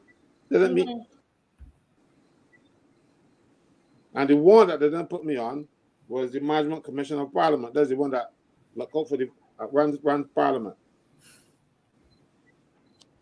So I think Kimar, that something like this it has to be. I think it's Heather talked about repetition. I can't remember if it's Heather, but repeating things. And I think that we need to every night just be on this issue and breaking it down and going slow and making sure that the people understand what is happening here. Because, since Caswell has been on the show, anytime, she comes and she says this, I knew something was wrong with it. I knew in myself, I said, Because when she came back, now they're talking about these low interest loans, and then they realize that the things, their variable rates. I mean, what points why did we put ourselves in this mess? We put ourselves in this mess because we have people who have more ambition than ability. You want to be a minister of government, you want to be prime minister, but you do not have the wherewithal, meaning the brains, to do such. But you get elected, you go out there and you give people a lot of fancy electoral promises and stuff, and business bought into it. But that they bought snake oil salesmen, people who don't know what they are talking about, but they sound pretty. One thing Other Kimara said, talk about the bonds. Payment in bonds in Barbados is still illegal. You must pay in legal tender. Legal tender is money. So when the government seek to put bonds in place, you would have to amend the Constitution of Barbados to make bonds legal tender. Because when you owe me money, you got to pay me in money, not in bonds. I would have to agree to take a bond. But the government is saying, no, you're not agreeing, we paying you in bonds. So this is an outlaw government. They have all kinds of laws that they break. They don't care. I can't walk into Popular and tell Popular got some bonds there if they can hold on for 5 years till they mature. They want money now. But the government seems not, they do what they like. And because they know they have control of the courts, that the courts will do what the government wants. I know a lot of decisions in Barbados are not proper legal decisions. They are decisions that will benefit the government as opposed to what the law really is. Because the law is such, legal tender means money. Coins and banknotes. That's what legal tender is. The government now is trying, with the Protection of Wages Act, to make digital currencies legal tender. But so far, the only legal tender that we have in Barbados is money. So if the government owe you money, they're going to pay you. And you cannot pay me with even if you are a worker in this country and your employer decides, I want to pay you with a check. You can say, no, I want money. And they're going to pay you in money. Money is more convenient because if you take the money down the road, they're going to put it in the bank, somebody can't take it away from you. So it's better to take a check. But if you're going to take a bank draft, a check, a money order, you have to agree, the employer, and you have to agree. The only legal tender thing that they can take is money. So our government decides that we're going to do what we feel like, and we're going to pay you with bonds. So that is the address. And so when you have land acquisition, you're going to pay me in legal time. You take away my land. I didn't ask you to take away my land. You take away my land, they're going to tell me you're not going to pay me, you're going to give me bonds. And the lawyers are saying, well, I can hold the bonds because, you know, at least I will get my fees down the road. But some of the people that these lawyers are acting for cannot sit down and afford that.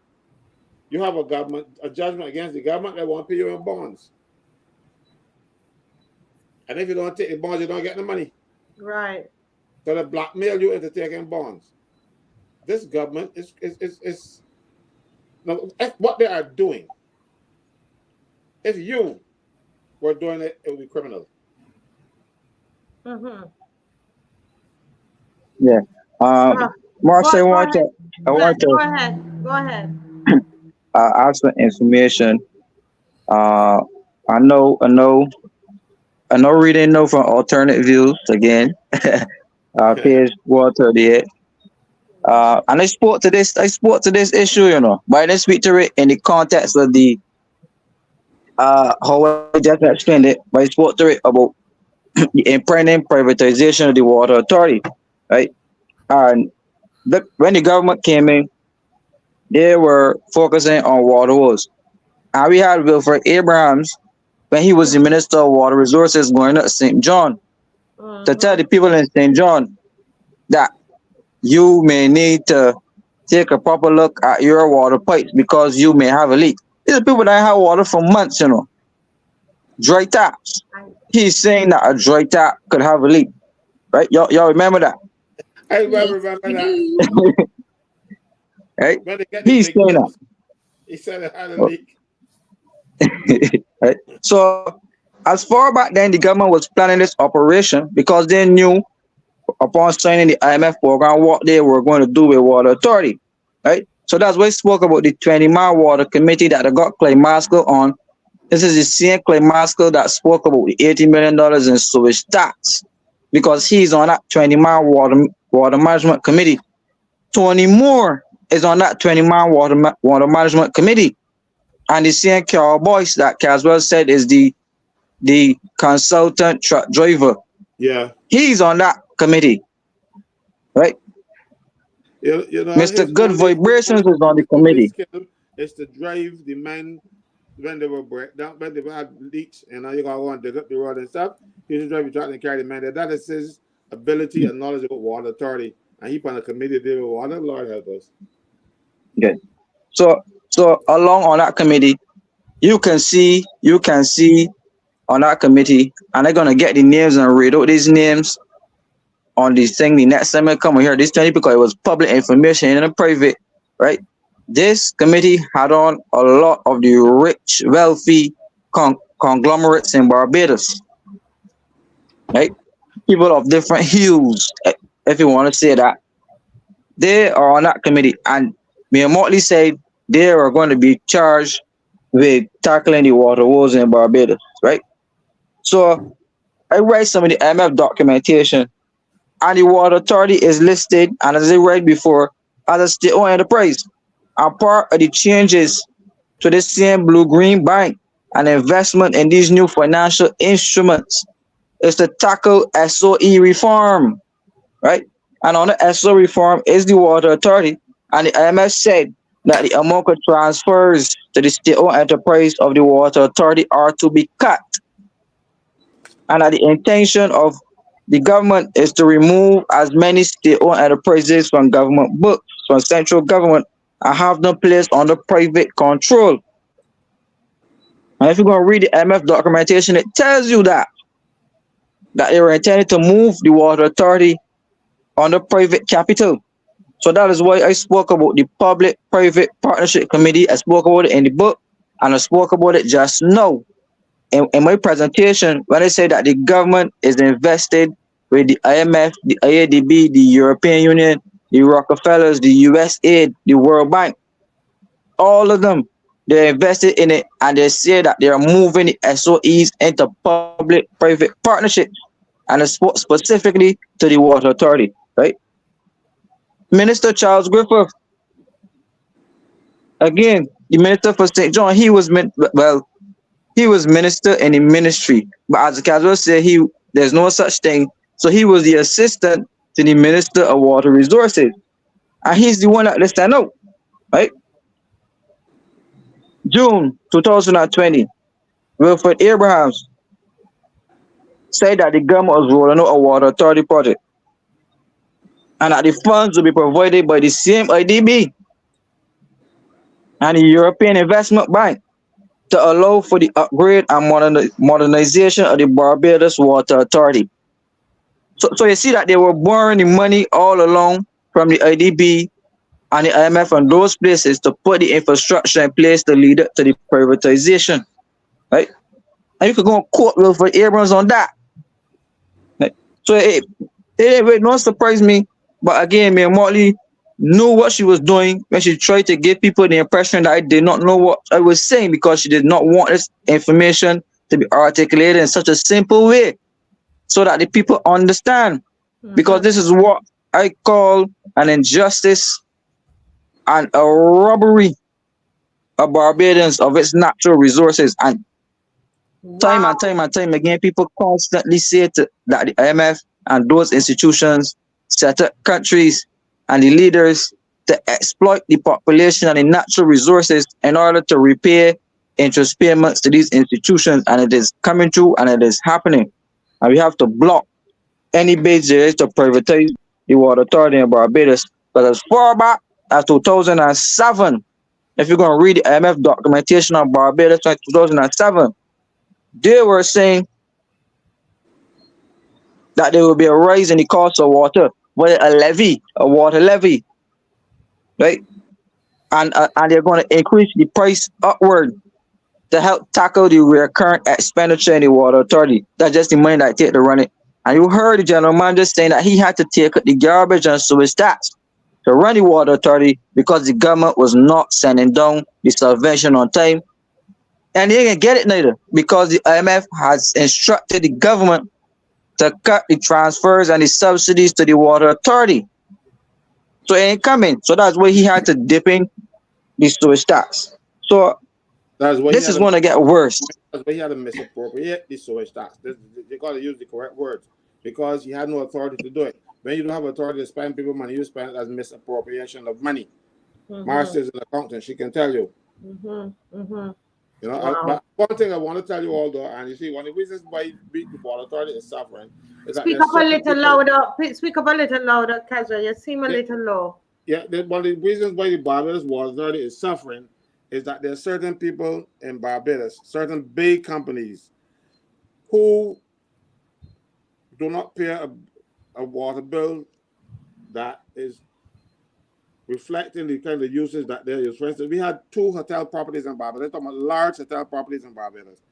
I cannot call the names here because these came up during the disciplinary hearing, when it was representing some person, and that's information they got during that hearing. So it will not be right to disclose that information publicly. I didn't get it. I got it to represent a person who refused to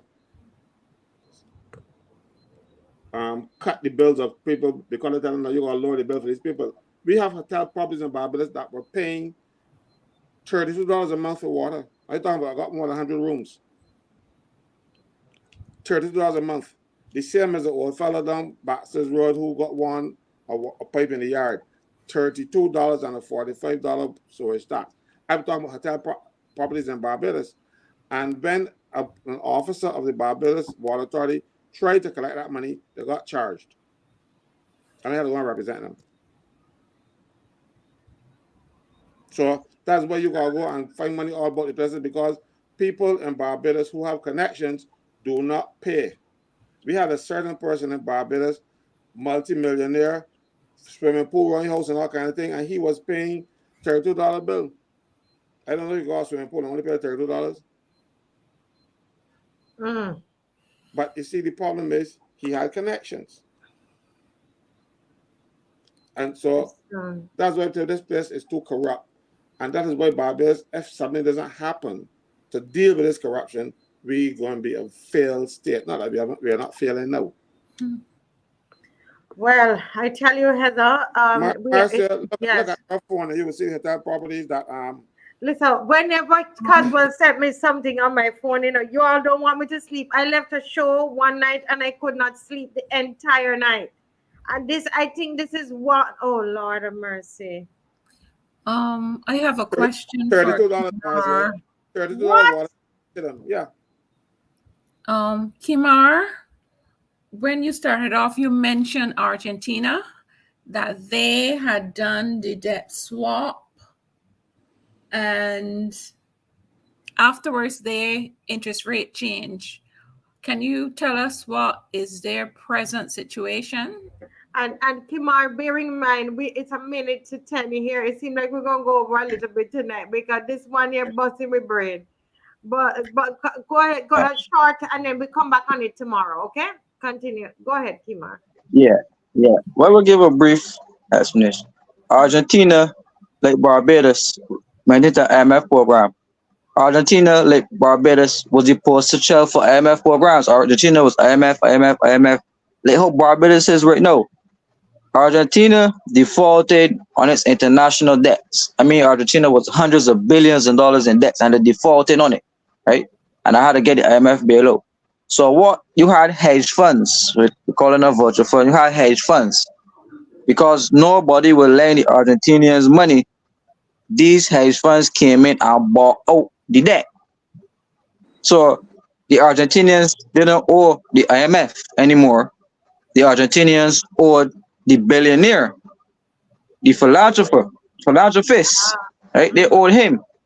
So when the rates on the interest thing jumped, this hedge fund man jumped in and said, they are not restructuring any debts. The Argentinian government has to pay me the full amount that they owe me. And he took them to court and he won. Wow. I see. Yeah. Listen, we need to be able to do like a study of Argentina, Heather. Like, I mean, opposition, you're listening. Take the initiative. If you're listening and you can edit, are you an editor? Can you help to edit? Because we've got to get this out. Argentina and Greece. And Don't forget Greece. Greece and Argentina. Greece and Argentina, guys. Study. Do the extra work. Right? This is school that we're in here, and do some studying and compare. Go and check up Argentina, see what happened there. Look at Greece. And because they're using us as a poster child, it would appear, because our prime minister is on every board and everything. And oh Lord of mercy, what is this thing? Folks, can you edit? If you can edit, we can take out Marsha's piece. We can take the piece at the top that Mr. Franklin talked about, and then we could take out Marsha's piece, right? And then we could take out all the pieces here with Kimar. And they can go out, in pieces like that on WhatsApp and so on. So we need help. I put a number there. Can you edit? Anybody who can edit, please message me. We're doing this together. All 424 of us that's on here tonight, and us making 428. All of us together, we're doing it. It's not just Mr. Franklin alone, right? We're in this thing together, for real. For real. This one is for real. Sometimes Mr. Franklin come on here, he's eating his dinner. I see him. I said I want to go up to his wife and tell his wife, thank you for lending him to us, because, it must affect family life. We have to be real about that, and we honor you, sir. And Kimar, for taking the time to do this kind of research. I don't know if Heather is going to be with us. I'll come tomorrow. Yes. Yes, Heather, thank you for connecting us to Marsha Hines. And Heather's doing a lot of work behind the scenes. She has a team working together to put, what are you guys putting together? A letter? A letter to the president? We haven't started as yet, but we want to do several things. Yes. And I have to, at least I didn't remember before, but tonight I'm going to download the names of the persons from the petition and send it to you. I had forgotten over the weekend, but I can do it tonight. Yes, and if anybody is listening and want to get the petition into your work, like at your workplace, you want to make a copy and then ask people to sign the petition, the physical. So we're moving it into a physical space now because we saw how well it did on Saturday. So Lisa sent me the hard copy, and Heather, I can send it to you as well. And that can go out. Even Bajans in the diaspora can sign it, the physical petition, so we can compile everything for it to go in physically to the president and to the prime minister. And this has to do with the pension reform. That we had a number of things that we want to see.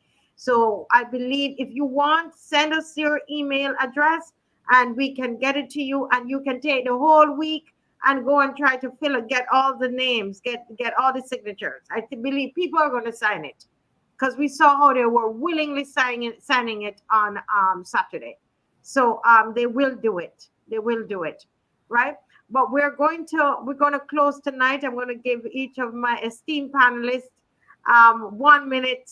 I'd like to do that, to close off. Tomorrow night, I'm going to be late in coming on because I have a class. I teach a class tomorrow, but Pastor Ferdinand Nichols, because Heather is not able to make it early either. I don't think so. I'll try to make it early tomorrow. You try. But so Pastor Ferdinand Nichols, because you're going to try. So, but he's for sure going to be our moderator, Mr. Franklin, tomorrow. So he will moderate tomorrow. And once Heather is on, Heather will assist as well. So, so thank you all so much for coming. But let me go to Kimar. Kimar, what final word you want to say to the people before you continue this tomorrow? Yeah. Well, thank you again for the opportunity to be on the show. I just want to say that this entire climate change agenda that we see Barbados pushing, this is all about money. This is anything to do with any climate change or any tsunamis or any hurricanes. Or this is to capitalize on nature, to monetize nature. That we have taken on the fight of the developing countries. Well, on the other hand, we looking to drill oil off Barbados. Well, on the other hand, we've not entered into deals with Venezuela to try to get oil. And that's another conversation that we have to have about Venezuela and why the Prime Minister went down to Venezuela to have discussions, right? So I can't understand how we are the climate poster child. We're doing everything for climate, greening this and carbon-free this and zero transmissions. But still, we know approve BHP, an Australian company, to come and drill all off Barbados. We looking to get into partnership with Guyana to do with oil. So you see the rhetoric out there just trying to run a campaign. Those persons who are climate, they just call it naive, who are climate naive, who believe in this whole climate agenda that the international community is pushing, and they believe that Barbados is now, as they say, the superstar climate change, will drill it all. And I agree with Marsha that we need to take our fight to the international media so that they understand this conundrum that's happening in Barbados. Yes. And this is thank you very much. Yes, we can show that it's not real, and look at what's happening. I think but over to Mr. Franklin. What a show, Mr. Franklin. Yeah, but thank God. You would recall some weeks ago I said that we have to make these things international, embarrass them out there in the public. Mm-hmm. Because that is the only way it's going to work. Because our courts are compromised, our institutions are compromised, our banks are compromised. If you the government advance, you can't get a loan. So we have to stand up for this country. If we don't stand up for this country, it will be a failed state, because the people who are running now don't care if it is a failed state. They want their names to go down in history. I want to be the first person from Barbados who's Secretary General of the United Nations. You know, like that is your passport to heaven. You know, they're looking for accolades. They're looking for titles. They're not looking to do the job that we elected them to do. And that is where we are getting involved in all kinds of nastiness around this. And when they say nastiness, I mean like the LGBT nonsense that they want to push us into, the sex change for little children, all kind of stuff, because that is what has happened in the national community. So if you want to be up there with the big players, you got to do what the big players want you to do. And that is our problem in Barbados. We are being used. And the thing is, our government is willingly allowing us to be used by the international community. Belgians, stand up, wake up. Yes, yes. Oh boy, I tell you, thank you. And before we go, Master, sorry. Yesterday somebody gave me $50 for a ratio, and I have 120 for the next March. Yes, yes, wonderful, wonderful. And folks, listen, they can't forget Heather. Heather can be here for the roadside parliament. You don't want to miss that. This is your time to step up to the mic, you know. This is now your time to step up to the microphone. And that is going to be next week, Sunday. We're not going to be sitting like this. We're going to be outside. Roadside parliament. Public meeting. The Marcia Week show going on the road. The opposition speaks. What format will it take, Marcia? We will talk about that tomorrow. I can tell you tomorrow. Yes, yes. All right. So I'm going to leave this up on the screen as we say good night, so that we can remember that this is happening. Please make the, the necessary, preparations. Cook early. Take care of the children. School things early. Make the arrangements early because you have to leave home next Sunday evening, right? And it's 5 o'clock. Come on, don't bring a chair. 2 things to remember. First of all, bring the points that you want to talk about, right? Make sure you write down everything and you have everything good and organized. Bring a chair, okay? And bring some food items for persons who are in need, okay? So bring the points that you want to talk about. Bring a chair. Bring the food items that you want to talk to. Food items to share with others. Okay. God bless you all, and see you tomorrow night. Panelists will be back on with Pastor Ferdinand Nichols will be moderating, and we will hope that Heather makes it on to assist. Okay. God bless. Bye bye. Good night. Good night.